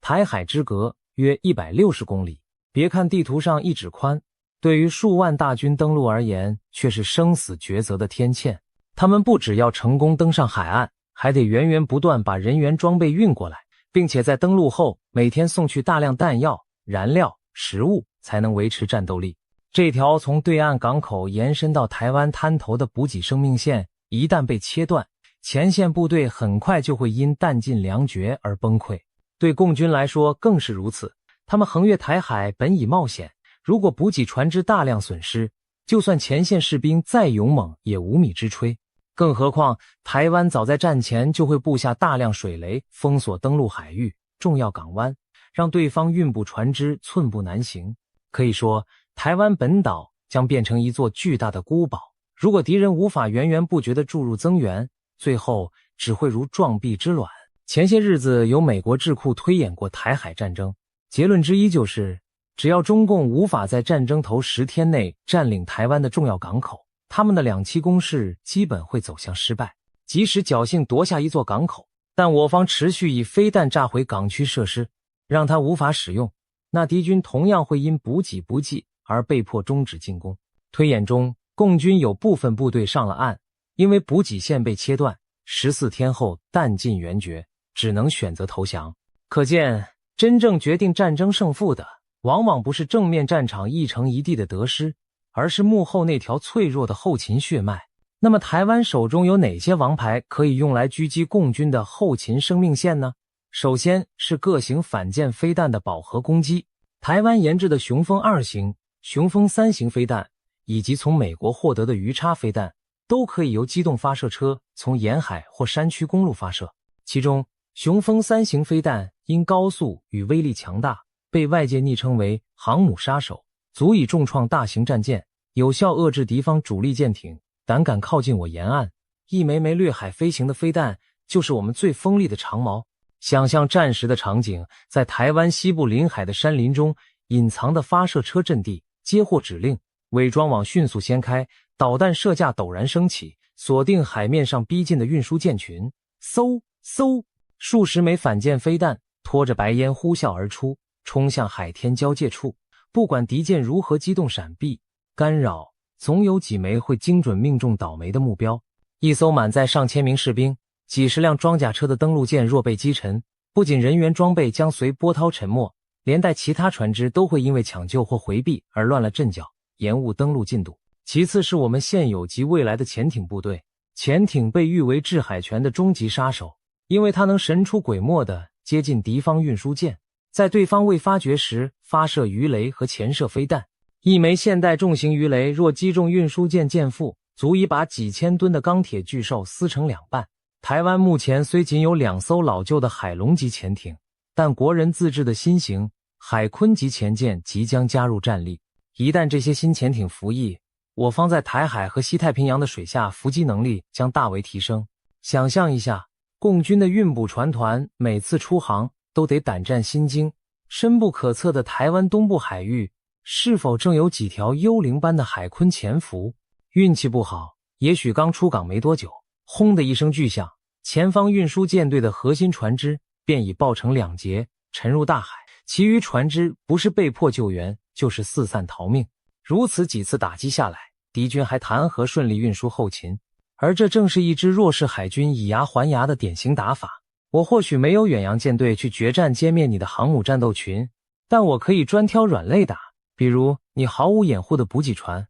除了直接攻击运输舰，在滩头抢滩阶段，我方还有一项利器，多管火箭与重炮的滩岸拒止。当敌军2栖登陆艇想要靠岸卸载时，台湾陆军部署在沿岸的多管火箭和远程火炮将狂风骤雨般覆盖登陆点，尤其那些我们早就熟悉的红色海滩。共军可能登陆的滩头代号，如台南的洗漱海滩等地，长期以来早被驻守南部的八军团精心经营，防御工事测绘，列控完善。一旦敌登陆艇胆敢进入射程，就会遭遇精准炮火的迎头痛击，即使勉强登陆上来，重装备与补给物资未必来得及搬下，就可能被炸得七零八落。试问在这种火网地狱中，就算登陆部队一度夺取了岸滩，也很难守住，更别说顺利把后续物资接运上岸。再退一步看，就算共军初期攻势猛烈，夺下一处港口城市作为登陆据点，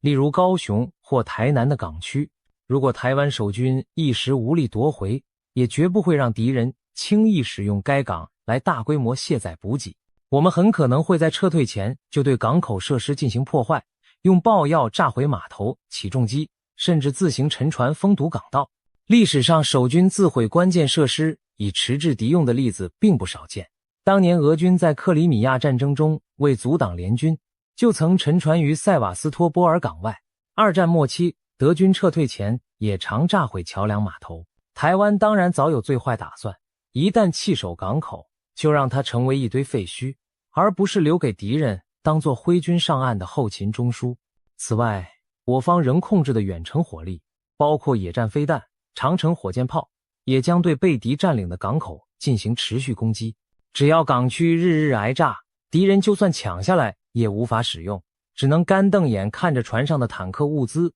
无处可卸。前述兵棋推演中，共军虽曾一度攻占台南港，但21天后，该港仍因不断遭轰炸而无法启用，导致共军后继无力，只能进退维谷。可见攻下一座港很难，用好一座港更难。对守军而言，宁可把港炸烂，也不能让给敌人当桥头堡，源源不绝地运兵上岸。归根结底，台湾的战略思维正是要把这场战争变成一场拖死对手的消耗战。正如《孙子兵法》所言，兵贵神速，入侵者图的就是迅速取胜。反之，防守一方则乐见战事迟滞纠缠，把速决战拖成持久战，时间拖得越久，对台湾越有利。因为中国要攻打台湾，付出的代价和面临的变数将随着时间呈几何级数增长。他们得日夜渡海运输，上下千万人的补给消耗，国际上还要承受外交与经济制裁压力，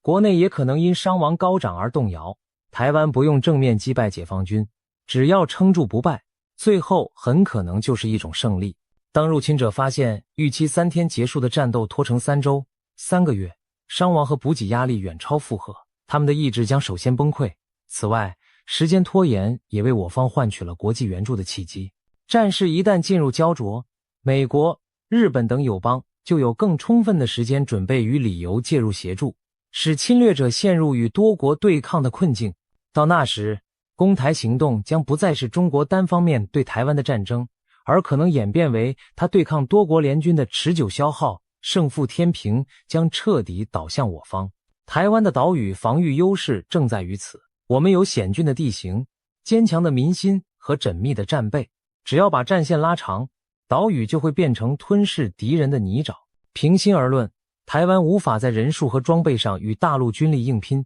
但我们从不打算对称作战。所谓不对称战力，就是用小虾米对付大鲸鱼的巧招。威海计划提供的第2港口与远海机动策略，就是这种巧招的一环，保存自己，扰乱敌人。与其让敌人一拳打碎鸡蛋，不如把这颗鸡蛋滚进草丛里，让大拳头挥空，然后自己累垮。我们要让共军知道，就算他们军力远胜，也休想兵不血刃地拿下台湾。相反，若真轻启战端，等着他们的将是漫长而痛苦的消耗，直至再也支撑不下去。值得一提的是，台湾近年来的国防转型正围绕着重层阻绝与滨海决胜的思路，即在多层次空间逐步削弱敌军，在滨海地带决定性歼灭登陆之敌，保存战力，滨海决胜，滩岸歼敌，就是这种战略思维下的产物。夺取海岛的战争，如果攻方的渡海船团遭到歼灭或重创，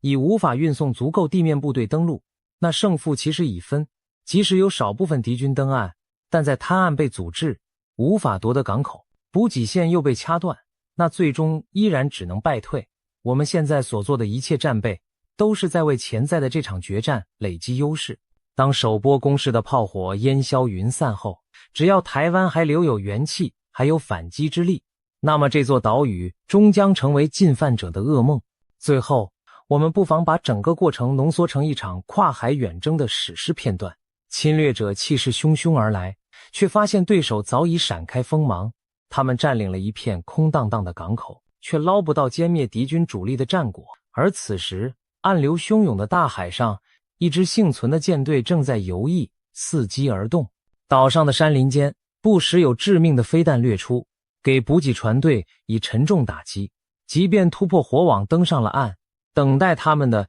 也是四面伏击与弹雨阻击，每前进一步都要付出代价。日复一日，后方援军迟迟不来，粮弹日渐枯竭，进攻之锋锐终于耗顿。一开始轰隆作响的战鼓渐渐变成疲惫的拉锯，而台湾这座不屈的岛屿仍屹立在波涛之中。或许正如许多军事专家所言，最好的下阻就是让对手看清楚，攻击台湾将陷入一场他无法承受的噩梦般的消耗战。而威海计划、远海机动、战力保存等等努力正在编织这个噩梦的每一个细节。当这个梦魇足够真实，对方也就不敢轻启战端了。总而言之，威海计划耗费巨资打造的并非只是港口设施，更是一份战略保险。它象征着台湾在绝境中求生存的智慧，能以多一条出路换取整支舰队的生机，以空间换取时间，在弱势中寻求转机。未来若有一天危机降临，台湾将凭借海岛的天险和坚韧的战略部署，把共军一步步拖入耗损殆尽的深渊。这座岛屿或许不大，但它将如同历史上的无数坚城，以寡敌众，以逸待劳，用消耗战逼退远道而来的强敌。我们有信心也有耐心，只要备妥长期抗战的决心，就一定能守护好自己的家园。今天我们要深入剖析一支被称为地表最强战力的海上力量——美国海军第7舰队。它坐拥核子动力航空母舰，在印太地区依托超过200个军事基地作为支点，号称能轻松摧毁一个中等战力国家的海上力量，被誉为印太自由之盾。甚至有人夸张地问，俄罗斯海军在它的打击下究竟能撑几秒？这支第7舰队到底有多强？它如何建立起今日的霸业？我们将以深入浅出的方式，综合探讨第7舰队的恐怖战力、光辉岁月，以及它在印太地区扮演的关键角色。让我们揭开第7舰队的神秘面纱，看看这头海上巨兽凭什么傲视全球。首先，我们来看看第7舰队现役的恐怖战力。第7舰队如今大约拥有50至60艘各式现代化军舰，配备了150架战机，总兵力约莫27000人，这相当于一个中等国家的整支海军规模，其中包括了世界上最强大的海上武器之一——核子动力航空母舰。第7舰队目前以一艘尼米兹级超级航母为核心，现为乔治华盛顿号，曾由隆纳雷根号担任，搭载约70架先进舰载战斗机、预警机和直升机，能够在几百公里外对海对陆精确打击。伴随航母左右的是多艘配备宙斯盾战斗系统的飞弹巡洋舰与驱逐舰，它们携带着威力强大的舰对空、舰对舰飞弹，可同时拦截敌方飞机与来袭飞弹，亦可发射巡弋飞弹远程攻击地面目标。第7舰队还拥有数艘隐身于深海的核子动力攻击潜舰，如同海底幽灵般巡弋，随时可以给敌方舰队致命一击。此外，部署在日本的2栖攻击舰和登陆舰搭载着美国海军陆战队远征部队，必要时可以执行登陆作战或人道救援。在强大的后勤舰队支援下，这支舰队能长时间持续在远洋执行任务。值得一提的是，第7舰队的旗舰蓝领号 USS Blue Ridge 本身也是一艘极具象征意义的军舰。作为2栖指挥舰，蓝领号自1970年代起便服役至今，可谓德高望重。它是美国海军现役服役时间最长的舰艇之一。蓝领号平时停靠在日本横须贺舰上，设有完善的指挥控制中心，被戏称为漂浮在海上的五角大厦。每当第7舰队有重大演习或危机应对，蓝领号就充当移动司令部，让舰队指挥官在海上即可协调多兵种联合作战。蓝领号见证了数十年来亚太地区风云变幻，其长青不衰的身影本身就体现了美军持久投入印太的决心。第7舰队的责任区域极为广阔，东起国际日期变更线以西，西至印度洋的红海，南契南极海域，北抵白令海峡，总面积约 1.34 亿平方公里，足足比美国本土大了14倍。这片地区居住着世界1半人口，其中绝大多数生活在距海岸800公里范围内。为了掌控如此辽阔的海域，美国在印太地区经营了超过200处军事基地和据点，形成了纵横大洋的战略布局。例如，在西北太平洋，美军与盟友从阿留申群岛、千岛链一路到日本本州与韩国，部署弧形基地群，控制着宗谷海峡、金青海峡、对马海峡等咽喉要道，几乎封堵了俄罗斯舰队进出北太平洋的门户。在西太平洋，美军的基地从琉球群岛经菲律宾延伸至澳洲达尔文港，牢牢锁住巴士海峡、马六甲海峡、巽他海峡等战略水道，对整个东亚大陆形成海上包围网。而在南太平洋，关岛、密克罗尼西亚、纽西兰、澳洲的据点构成了支援西太平洋前线的后盾。正因为有这些前进基地的存在，第7舰队的军舰和战机才能够快速进出关键海域，在最短时间内对突发事态做出反应。一旦需要，第7舰队完全可以协同这些基地对敌，实施海上封锁，切断对手的海上补给线，让对方陷入孤立无援的境地。试问，当一支舰队既拥有如此强大的硬实力，又能依靠广泛的同盟基地网络封锁大洋，还有哪个国家能撼动它的霸主地位？第7舰队这般庞大的舰机阵容，其实已经远远超过大多数国家的海军总和。除了少数几个世界强权之外，任何中等规模国家的海军在第七舰队面前都显得渺小。试想，若第七舰队与一个中等国家的海上力量发生冲突，结果将会是何等一面倒。航母甲板上的舰载机群可在敌军雷达发现之前就扑向目标，把对方的军港、舰艇逐一摧毁。一艘阿利伯克级神盾驱逐舰便可同时对抗来自空中与海面的多重威胁，还能发射精准的巡弋飞弹，瘫痪敌方指挥中心。而潜伏海底的核潜舰更是防不胜防，它可以在无声无息中封锁敌国港口或击沉试图逃脱的舰艇。可以说，第七舰队单凭一己之力就足以轻松碾压一支中等国家的海军。难怪有人戏称，他挥一挥手就能让一个国家的舰队灰飞烟灭。当然，第七舰队之所以能称雄海上，不仅在于舰艇和武器本身，还因为它背后有着美军遍布全球的基地网络做支撑。在印太地区，美国经营了超过200处军事基地和据点，形成了纵横大洋的战略布局。如前所述，正因如此，第七舰队不仅是一支独立作战的舰队，更是美国全球战略投射的一把利剑，随时准备着对任何挑战做出反应。然而，第七舰队今日的霸业与荣耀并非一日之寒，它走过的历史同样波澜壮阔。我们将时间拉回至第二次世界大战期间，1943年，正值太平洋战争焦灼之际，美军在澳洲布里斯本成立了第七舰队，当时称西南太平洋舰队，由道格拉斯·麦克阿瑟将军指挥下的盟军海上力量整编而成。成立后不久，第七舰队即投入对日反攻的序幕，先后参与了荷兰、迪亚登陆、比亚克岛战役等行动，不断扩充实力。到了1944年10月，这支舰队迎来了它早期的高光时刻，参与历史上最大规模海战之一的雷伊泰湾海战。在菲律宾雷伊泰湾的碧波上，第七舰队配合美军第三舰队，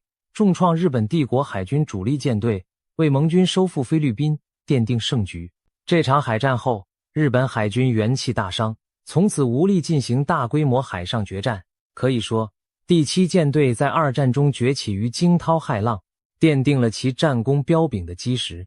二战结束后，第七舰队一度改编为西太平洋舰队等名称，但很快在冷战初期重新扮演关键角色。1950年6月，朝鲜半岛战火骤起，韩战爆发。为了防止战事蔓延，美国总统哈瑞·杜鲁门下令第七舰队进入台湾海峡，中立化这一道狭窄水域，阻止中华人民共和国乘机攻打台湾。就此，第七舰队开始长期部署在西太平洋前沿。韩战期间，第七舰队直接支援了联合国军在朝鲜半岛的2期登陆作战，包括著名的仁川登陆行动。在潮汐险恶的仁川港，第七舰队舰炮齐鸣，掩护着联合国军陆战队冲上滩头，成功将战线向北推进。在炮火掩护下，联军部队突破僵局，扭转了战场态势。韩战的洗礼使第七舰队逐渐成为美军远东盾牌，也让美国在亚太的盟友更加倚重这支海上劲旅。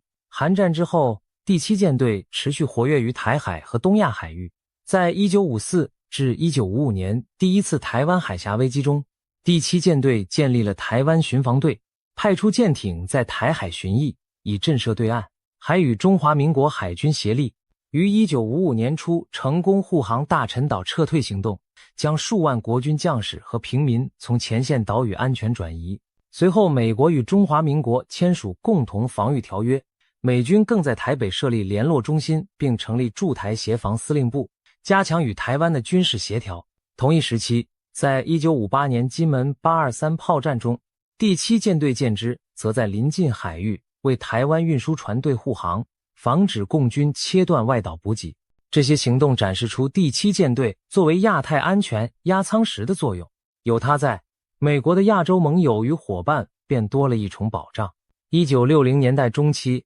美国逐步深陷越南战争泥淖，第七舰队再度奉命投入新的战场。1964年8月，第七舰队所属的马多克斯号驱逐舰在北部湾、东京湾海域与北越鱼雷艇发生交火，这起北部湾事件成为美国升级越战的导火索。随后，从1965年开始，第七舰队成为美军对越作战的海上拳头力量。多艘航空母舰先后部署到越南外海的洋基站 Yankee Station， 源源不断地派出舰载机对北越进行轰炸。巅峰时期，第七舰队每天出动数百架次飞机投下炸弹、火箭和炮弹，对河内、海防等战略目标实施猛烈空袭。越战期间，第七舰队官兵长期驻扎在西太平洋，有时需要到日本等地休整。期间，他们戏称自己隶属东京湾游艇会，这其实是越战期间第七舰队获得的一个外号，带有自嘲意味。尽管战争在战略上陷入僵局，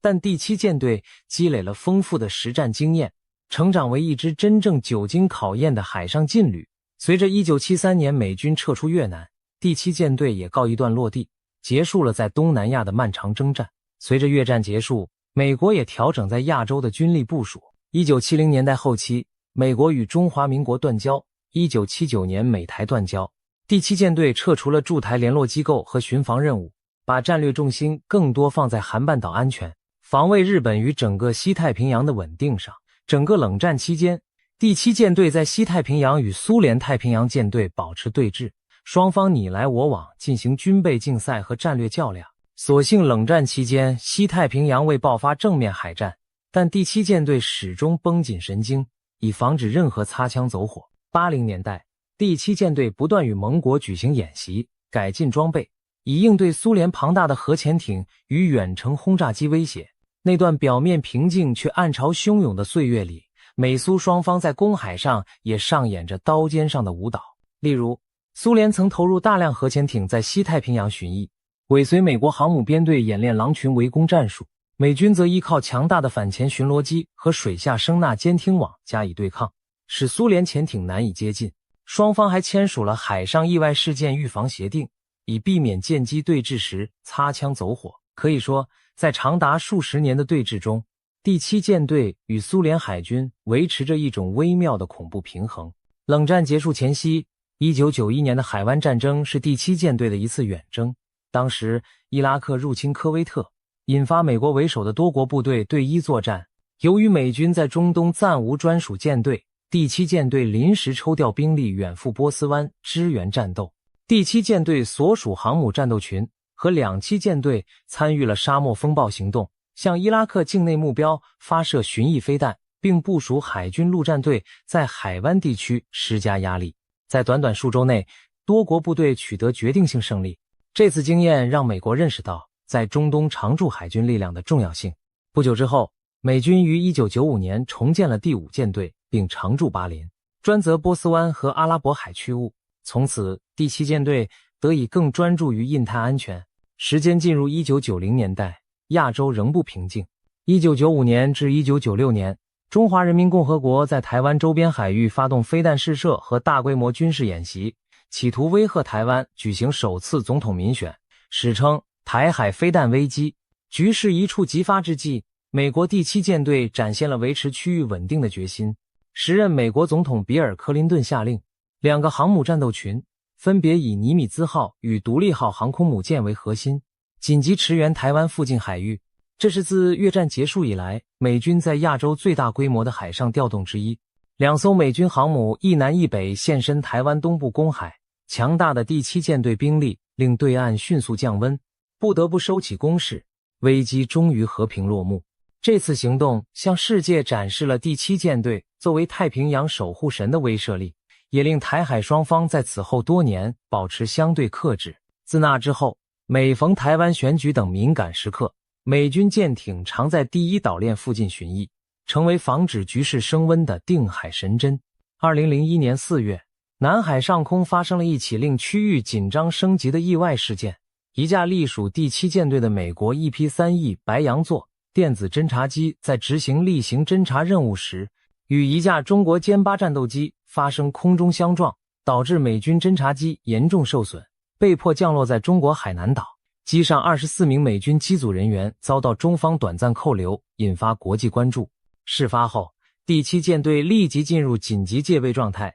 美军派出部署在南海附近的小鹰号航空母舰战斗群驶往事发海域附近，以威慑任何进一步的不测行动。最终，经过外交谈判，美军人员获得释放，侦察机残骸也部分归还。这次中美撞击事件让世界看到印太局势中潜伏的风险，也凸显了第七舰队在危机时刻维持克制与戒备的重要作用。进入21世纪后，第七舰队除了执行传统军事威慑任务，还成为美军在亚太地区的人道救援主力。一些大规模灾难面前，都能见到第七舰队挺身而出的身影。2004年，印度洋大海啸肆虐东南亚，多国遭受重创。第七舰队立即派出舰艇赶赴灾区提供紧急援助，利用航母和2栖舰作为直升机起降平台运送救灾物资，协助挽救了成千上万生命。2011年，日本发生9级强震，并引发海啸和核灾难，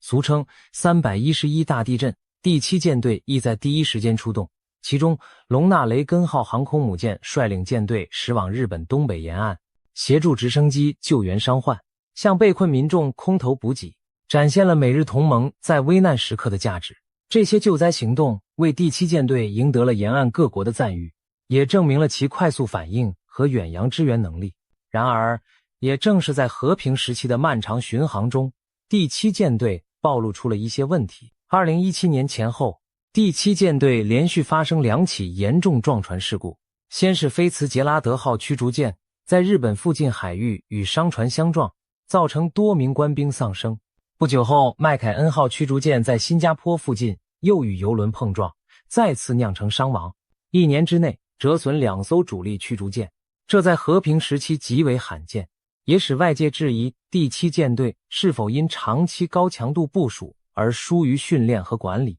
美国海军随即对此展开检讨，撤换了第七舰队司令官，并实施全面改革，加强航行安全。经过整顿后，第七舰队痛定思痛，努力恢复了以往的纪律和战备水准。同一年，2010年，朝鲜半岛局势也一度紧张，北韩突然以鱼雷击沉韩国海军天安号护卫舰，随后又炮击延坪岛，令南韩舆论哗然。第七舰队随后与韩国海军在黄海举行大规模联合军演，以展示对盟国的坚定支援，并震慑北韩的军事冒进。美军航母现身韩国西部海域，一度让平壤有所收敛。此类行动表明，第七舰队在应对东北亚突发危机方面同样肩负重任。不论是朝鲜半岛还是台海，当盟友需要时，它都会出现在最前线。与此同时，2010年代以来崛起的中国海军正成为第七舰队新的战略竞争对手。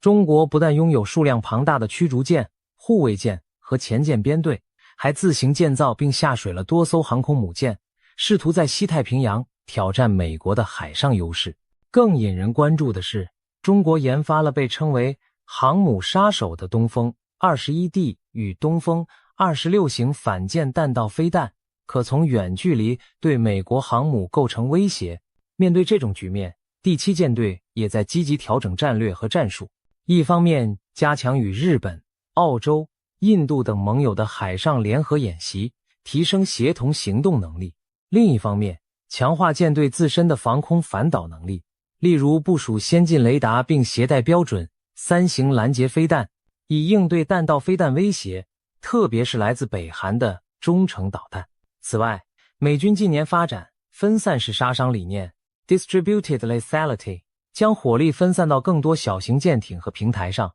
让第七舰队在高强度冲突中也能保持韧性与战力。值得一提的是，美军还优先将最新锐的武器部署在第七舰队。例如2024年，美国最先进的逆踪驱逐舰朱姆沃尔特号便驻扎日本横须贺基地，为舰队增添了未来战舰的先进威慑力量。可以说，如今的第七舰队正与时俱进，不断演化，以确保在未来可能的印太海战中继续占据优势。此外，第七舰队还是美国结盟体系在印太地区的海上枢纽。长期以来，日本海上自卫队、韩国海军、澳大利亚皇家海军等盟友海军都与第七舰队保持着密切合作。日本的横须贺和佐世保基地不仅驻有美军舰艇，也是美日协防的联合作战据点。韩国釜山、镇海等港口也经常迎来第七舰队军舰访问停泊。每2年举行一次的大型多国演习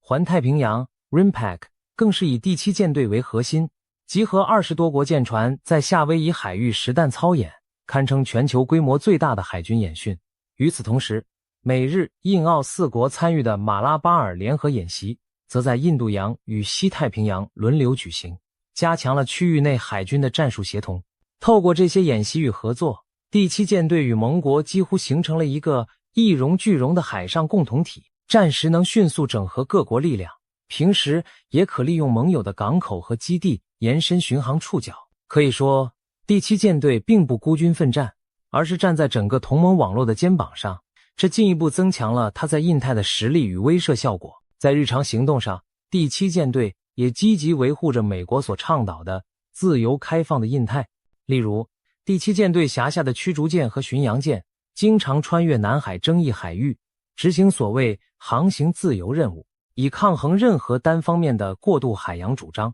2023年4月，就在中国解放军于台湾周边进行实弹军演后不久，美军第7舰队的米利厄斯号驱逐舰高调航经台湾海峡，向区域盟友展示了美国不会退缩的姿态。这类行动一度引发中方强烈抗议，但第7舰队表明将继续坚守国际法允许的航道。当前，中美2国军舰在南海、台海已多次近距离遭遇，偶尔紧张对峙。第7舰队官兵虽承受巨大压力，却依然日复一日执行巡航任务，用实际行动诠释着印太自由之盾的含义。那么，如果将第7舰队与当今俄罗斯海军直接相比，又会是怎样的场景呢？俄罗斯的海军传承自昔日强大的苏联红海军，但冷战结束后实力大不如前，尤其在太平洋方向，俄罗斯太平洋舰队现役的大型水面战舰寥寥无几，仅有1-2艘老旧巡洋舰和驱逐舰撑场面，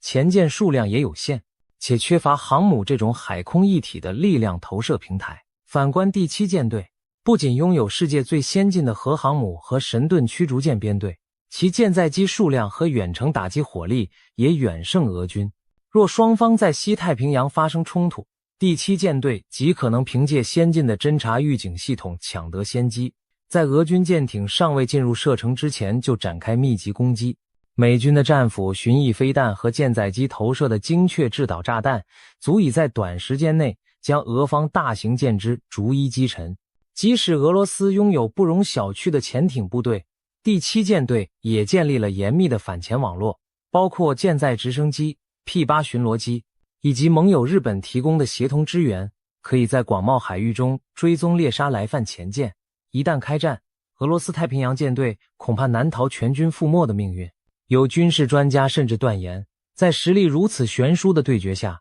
俄罗斯海军或许撑不过几天就将溃败瓦解。所谓瞬秒，或许有夸张成分，但也道出了第7舰队战力之强大。综上可见，历经数十年风云变幻，美国海军第7舰队依然屹立不摇地守护在印太第一线。从2战的炮火到冷战的角力，从局部冲突到灾难救援，这支舰队始终展现出非凡的适应能力和强大的军事实力。如今，面对新的挑战者与复杂多变的安全环境，第7舰队依旧与时俱进，不断强化自身。地表最强战力的称号绝非浪得虚名，只要第7舰队仍巡弋在这片海洋上，任何试图挑战美国及其盟友安全的野心都将被牢牢遏制于波涛之中。也正因为如此，第7舰队被视为维系印太和平稳定的定海神针，它的存在让区域内友邦倍感安心，也令潜在对手不敢轻启战端。这头坐拥核航母的海上巨兽，历经风雨仍昂然矗立，继续书写着属于自己的传奇篇章。今年11月，日本新任首相高市早苗在国会上抛出震撼弹，他直言台湾有事可能构成日本的存亡危机事态，届时日本自卫队有权行使集体自卫权协防。这番强硬表态等于宣告，台海若开战，日本不会袖手旁观。高市早苗此言一出，中共当局勃然大怒，视之为对一中原则的公然挑衅，迅速对日方展开一连串报复施压。中共外交部第一时间严正交涉，要求日方收回错误言论，并停止在涉华问题上制造事端。随后，北京不但召见日本驻华大使表达抗议，还动用了经贸和舆论手段，暂停进口日本水产品，劝阻中国游客赴日旅游，意图给日本经济施压。同时，中方扬言重新审视中日高层交往，原定年底举行的中日韩领导人峰会因此生变。中方以日方挑衅越线为由表示消极，峰会协调一度陷入僵局。可以说，高市早苗的台湾有事论让中日关系骤然降至冰点。更令人震惊的是，中共外交战线全面升级为战狼模式。11月8日深夜，中国驻大阪总领事薛健在社交平台 X 推特上对高市早苗发出近乎恐怖威胁的言论。他转发一则日本新闻，愤怒咒骂那种擅自闯入的肮脏头颅就应该毫不犹豫斩掉，你们做好觉悟了吗？并附上火冒三丈的表情符号。一名外交官公然扬言要斩首他国现任首相，这种行径在外交史上闻所未闻。薛健的贴文迅速引发轩然大波，日本各界震惊不已，网友痛批，简直是公开的杀人预告。中国外交官难道疯了吗？日本政府也立刻透过外交渠道提出严正抗议。内阁官房长官痛斥该言论极其不妥，多位国会议员更主张将薛健列为不受欢迎人物 persona non grata， 并驱逐出境。面对外界挞伐，薛健匆忙删除了这条恶劣帖文，但他随后并未收敛，反而继续发文叫嚣台湾问题与日本无关，应由中国人自行解决，台湾有事就是日本有事，正是部分愚蠢的日本政客自己选择的死亡之路。他甚至搬出二战战败国的老账，警告日本违反了战败国应履行的义务，扬言日本若介入台海，将遭遇如同战败般的民族性灭亡。如此露骨的恫吓，再次展现了中共战狼外交的疯狂程度。在日本舆论强烈反弹、中日关系骤冷的氛围下，中共外交系统并未降温，反而多线出击，集体火上浇油。11月中旬，中国外交部发言人毛宁亲自下场，开微博，改在国际社群平台 X 开启发言模式，以强硬态度向全球宣示中方立场。11月16日，毛宁罕见的连发双语贴文，直接点名日本。他援引了1972年中日邦交正常化时签署的中日联合声明内容，用中英日三语制作了图文海报，在网络上广为散布。毛宁在贴文中强调，1972年的中日联合声明白纸黑字写着，日本政府承认中华人民共和国政府是中国唯一合法政府，充分理解并尊重中国政府关于来台湾是中国领土不可分割一部分他的立场，无论谁执政，日本都必须信守承诺。毛宁此举摆明就是当众敲打日本，你们自己在建交文件里表过态，现在的新首相也休想翻篇。毛宁的贴文配上4张海报，把上述声明中的关键句用英文和日文列出，意在提醒日本内阁承认一个中国是你们签过字的，不准食言。然而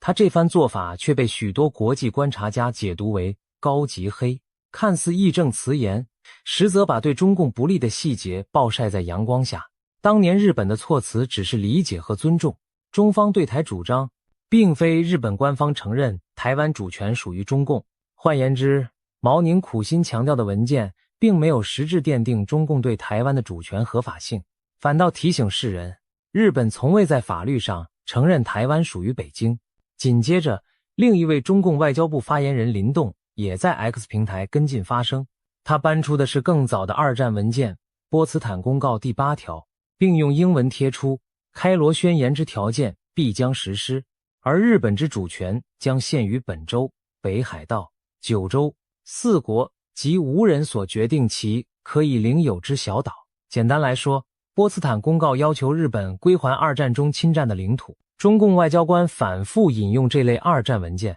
无非是想强调，根据开罗宣言和波茨坦公告，战后台湾已归还中国，属于中方领土。可是毛宁和林动这波晒文件外交，非但没能挫败日本，反而露出了中共论述中的软肋。美国在台协会 AIT 早在2023年9月就明确表示，中方所引用的开罗宣言、波茨坦公告等二战文件，从未决定台湾的最终政治地位。这些宣言性质的文件并非正式条约，不具国际法拘束力，真正对战后领土有法律效力的是后来的旧金山合约，而旧金山合约中，日本放弃了对台湾的主权，但并未将台湾主权移交给任何国家。也就是说，战后台湾主权归属未定，至少没有落入中华人民共和国的口袋。毛宁等人抛出的历史文本被美方轻松拆招，等于变相证明了中共声称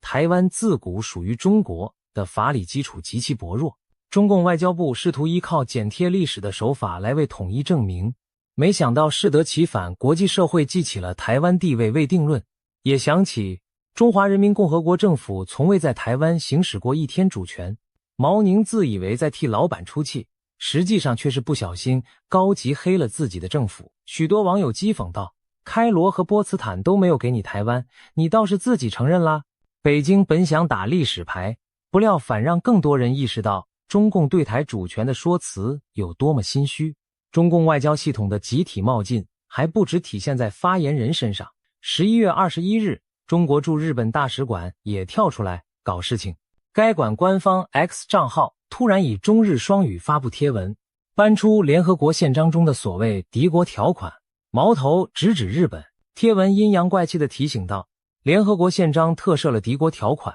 规定如果德国、意大利、日本等法西斯战败国采取任何再次侵略的行动，中、美、英、法、苏等联合国创始成员国有权直接对其采取军事行动，无需安理会授权。更绝的是，中国使馆贴文最后不忘加一句，这可是白纸黑字写在联合国宪章里的哦，并附上联合国宪章第53条、第77条、第107条的原文截图。什么是敌国条款？原来在联合国宪章里确实有几处提及二战轴心国的特殊条款。第53条允许联合国的区域安全机构在轴心国重新侵略时，未经安理会批准就采取行动。第77条谈到将战败国的部分领土置于托管之下。第107条更直白，说二战战胜国对敌国的任何惩治行动都不受宪章限制。这些条款是二战刚结束时的产物，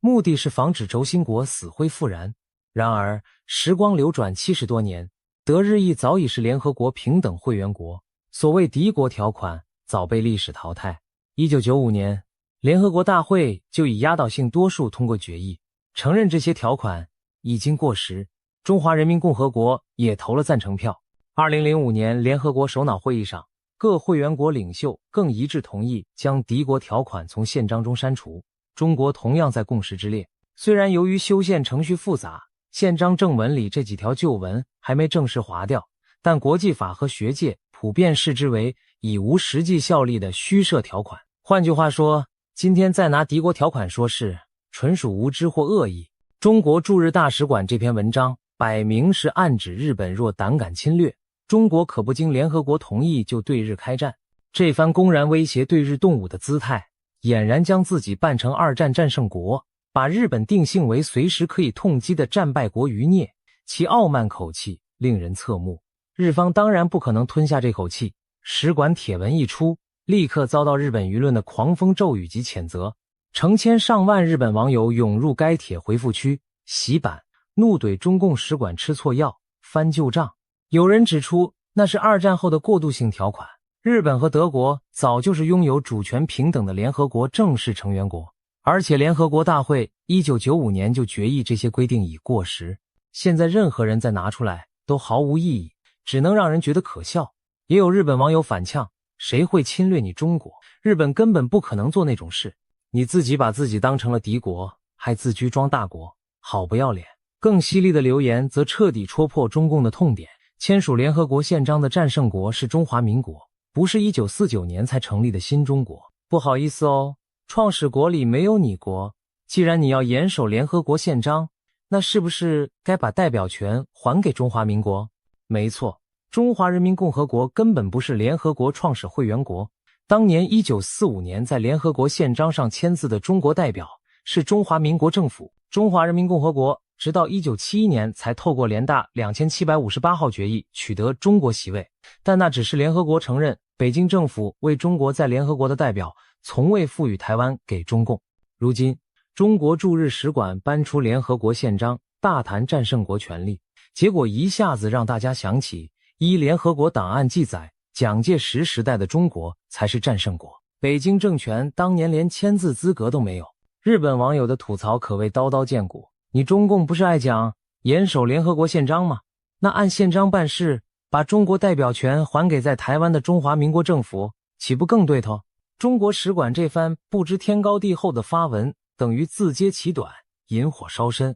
11月23日，日本外务省也罕见地在 X 平台公开回应，直接打脸中共使馆关于联合国宪章中的所谓敌国条款。1995年，联大以压倒性多数通过决议，确认其过时，中国也投了赞成票。2005年，各国领袖又一致同意从宪章中删除这敌国的表述，中国亦加入共识。日本外务省指责中共使馆散布暗示过时条款仍有效的资讯，与联合国决定不符。短短几句回应，客气而不失犀利。你中国不仅不遵守现代国际法不准随便动武的原则，反而拿过期条款来恐吓邻国，这完全违背了你自己支持过的联合国决议。如果说日本政府的回应还算有外交分寸，那民间舆论就毫不留情了。更有甚者，日本有识之士开始讨论，敌国条款虽是废文，但既然还挂在宪章里，某种程度上确实是对德日意三国的不公标签，为何不干脆推动重组国际组织？这里牵涉一个脑洞大开的想定，德国、意大利、日本身为现代民主强国，却在联合国宪章里背负敌国，骂名多少是个隐患。而现在中共挥舞旧条款叫嚣，无形中刺激了这三国的神经。正巧，美国前总统川普一向对现行联合国体制不屑一顾，他曾抱怨盟友占美国便宜，联合国效率低下。如果未来川普东山再起，再加上被中共点醒的德日意，会不会酝酿一场对现有联合国体制的冲击？甚至有媒体渲染，中共此举是在逼德、意日团结起来，加上川普美其名曰要再创一个新的联合国。虽然这种说法听起来像戏言，但北京让自己同时树立欧亚强国为敌，确实是在把原本离谱的剧本变成可能。当然，现实中的川普对此事件的反应相当耐人寻味。当日本首相遭中共外交官恐吓要砍头时，有人问川普怎么看，川普并未谴责北京，反而话锋一转说，我们很多盟友也不见得是朋友，他们在贸易上占美国便宜，比中国更严重。他抱怨美国被盟国剥削，言下之意对日本也颇有微词。川普这番答非所问的回应，显示出他眼中的重点始终是美国优先利益。在他看来，盟友也好，对手也罢，都得服从美国利益而重新洗牌。如果未来他真的联手某些不满现状的国家搞出个新联合国或新秩序，也不难想象。但这番脑补对北京而言不是好消息。中共外交部的一系列冒失行径，正把各方推向对立面，甚至激发出新的联盟组合和国际秩序思考。这岂不是搬石头砸自己的脚？中共外交战狼们连番操作，引来全球谴责浪潮，也让台湾看清了北京底牌。在日本首相遭威胁，美日政府抗议的同时，台湾方面也毅然发声。11月23日，我国外交部严厉谴责中共日前致函联合国的行为。是的，中共不仅在推特上叫嚣，还正式写信给联合国秘书长，要在国际组织告日本的状府。据披露，中国常驻联合国代表傅聪已于11月21日致函联秘书长古特雷斯，警告日本若以武力介入台海，将构成侵略行为，中方将依联合国宪章行使自卫权。这封措辞强硬的来信，本意是向全世界宣示中共保卫主权领土的决心，实则又是一颗外交震撼弹。北京直接在联合国框架下威胁对邻国动武，这在联合国史上极为罕见。对此，台湾外交部公开回应，一针见血地指出，中共来信内容蛮横无理，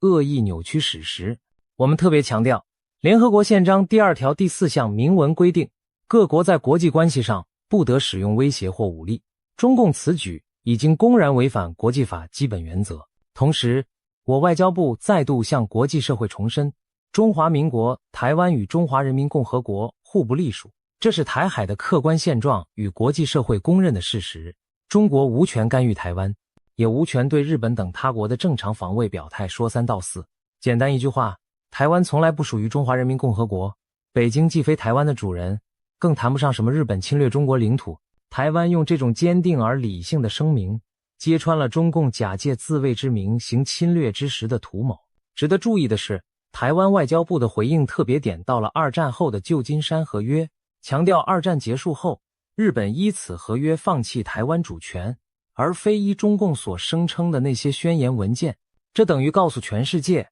依照真正具有国际法效力的条约，台湾的主权归属并没有交给中共政权。北京爱讲历史，台湾就把真正的历史法理基础端出来。如今，中共外交部一系列失态举动，反而给了台湾绝佳契机，向国际各国重申，台湾前途只能由台湾2300万人决定，北京无权置喙。回顾整个事件链，我们看到中共外交体系几乎是集体失控般的大放厥词，从大阪总领事扬言斩首日本首相，到外交部发言人网上开火，再到驻日大使馆胡扯联合国条款，联合国代表直接威胁开战，这每一桩都足以称为外交丑闻。人们不禁要问，难道中共外交部是在集体造反，给习近平挖坑吗？要知道，就在几周前，习近平还在国际场合试图扮演和平领袖的角色。北京当局近来有意调整与西方关系，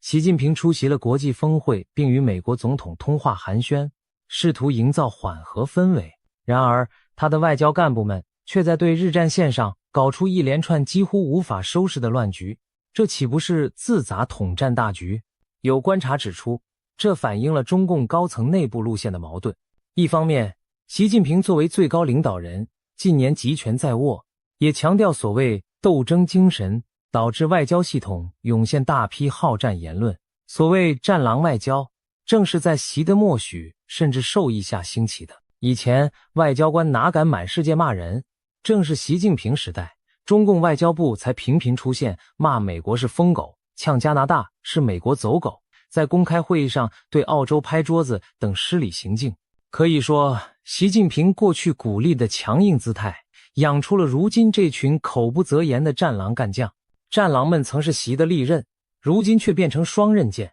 甚至在某些领域脱离控制，自作主张，加码表忠，最终演成了搬石砸脚的闹剧。另一方面，习近平近期似乎意识到战狼外交造成了不良后果，国际形象败坏，周边国家抱团自卫，美中关系响谷底。于是他试图转向所谓清河调门，派高层访美，在外交场合露出笑容等，媒体称之为大国微笑外交。可是外交系统积重难返，底下官员未必跟上转向节奏，有的仍在死忠执行过去的强硬路线。这次对日本的系列失言，再显示中共外交系统内部统一战线出现裂缝。是不是有人认为对日强硬是政治正确而肆无忌惮，亦或中共外交部内部缺乏约束和专业判断，只求展现忠诚，却陷领导于不义？不管何种原因，结果就是外交部集体给习近平挖了一个大坑，而且是难以填平的深坑。试想，经此一闹，日本民心彻底向背。原本日本对华政策还有温和派提倡对话，但当中国外交官喊打喊杀，日本舆论高度警戒后，谁还敢对北京心存幻想？高市早苗本就是以对华强硬著称，如今更获得日本朝野支持，他坚定表示不会收回台海发言。日本政府立场没有改变，可以预见，日本未来将更积极强化对台合作，加强防卫投入，一系列反制中国的政策只会更快落地。此外，中共驻大阪总领事的疯狂言论也激怒了日本右派势力，要求驱逐他的呼声高涨。如果北京不撤换薛舰，日本甚至可能真的将其驱逐，这将是双边关系的一大摔跤事件。更麻烦的是，中共玩敌国条款的余行也惊动了欧洲。德国和意大利作为被点名的轴心国后代，对此绝不会视若无睹。尤其德国今年以来立场日趋强硬，外交部长贝尔伯克多次公开批评中国威胁台海，强调联合国宪章禁用武力的原则。现在北京翻出过时条款，等于再次提醒德国，你还是敌国哦。这无疑将推动德国在联合国更大力要求删除敌国条款，甚至在对华政策上更不客气。意大利方面虽然近年对华相对低调，但作为曾经的轴心一员，被中国这么冷嘲热讽，也很难不产生反感。欧洲整体对华警惕势必上升一级。最后不得不提的是，中共自己承认对台毫无主权的这一幕，虽然不是公开说出口，但通过一系列事件已然展现在世界眼前。北京拿不出一纸证明他拥有台湾的国际法文件，只能动辄舞枪弄棒威胁别人不准插手。当有人一句话点破中华民国才是联合国创始国的真相时，中共外交官哑口无言，只剩下删帖逃避。这种种迹象都在说明一个事实：中共对台湾根本没有合法主权，只有赤裸裸的武力威胁。而当他试图在国际规则框架内为自己主张找理由时，反而暴露更多自身非法不义的弱点。中共外交部这场闹剧引发的连锁效应远超北京原本的计算。习近平本想巩固威权，对内塑造强人形象，对外扩张影响力，没料到自己的嘴炮外交队连环开火，弄巧成拙。这让人想起中国一句古话：利令智昏。为了报复日本声援台湾，为了逞一时口舌之快，中共不惜违背联合国宪章精神，口出狂言，而其代价是日本更坚定地与台湾、美国站在一起，德国、意大利也被惊动，整个国际反华统一战线因此更为凝聚。或许中共外交部并非真想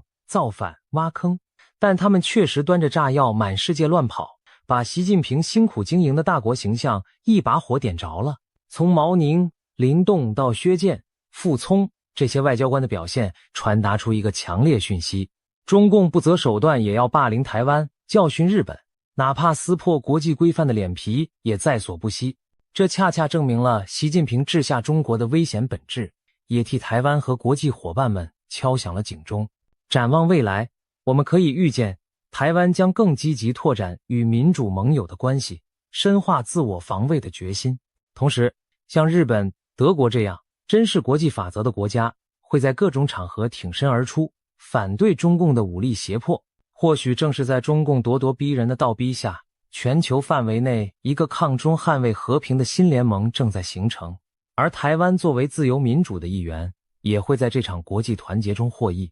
最后，中共外交部这出高级黑闹剧告诉我们，谎言终究隐瞒不了真相，霸道改变不了规则。北京想用所谓历史和国际法来吞并台湾，却反被历史和国际法揭穿野心，想用武力恫吓吓退日本，结果唤醒了更多国家对抗霸权的决心。挖下的坑，最终还是自己跳了进去。未来，若中共当局仍不反思收敛，继续任由战狼外交横行，那么等着他的只会是更深的孤立和更大的反弹。台湾人要做的就是坚定站在国际法与普世价值一边，与理念相近的国家合作无间，强化自身防卫能力。让我们拭目以待，在这场国际角力中，是战狼终究吞下苦果，还是理性终将战胜疯狂？历史的走向或许正因中共一时的狂乱而悄然改写。我们相信，唯有自由、民主与和平合作，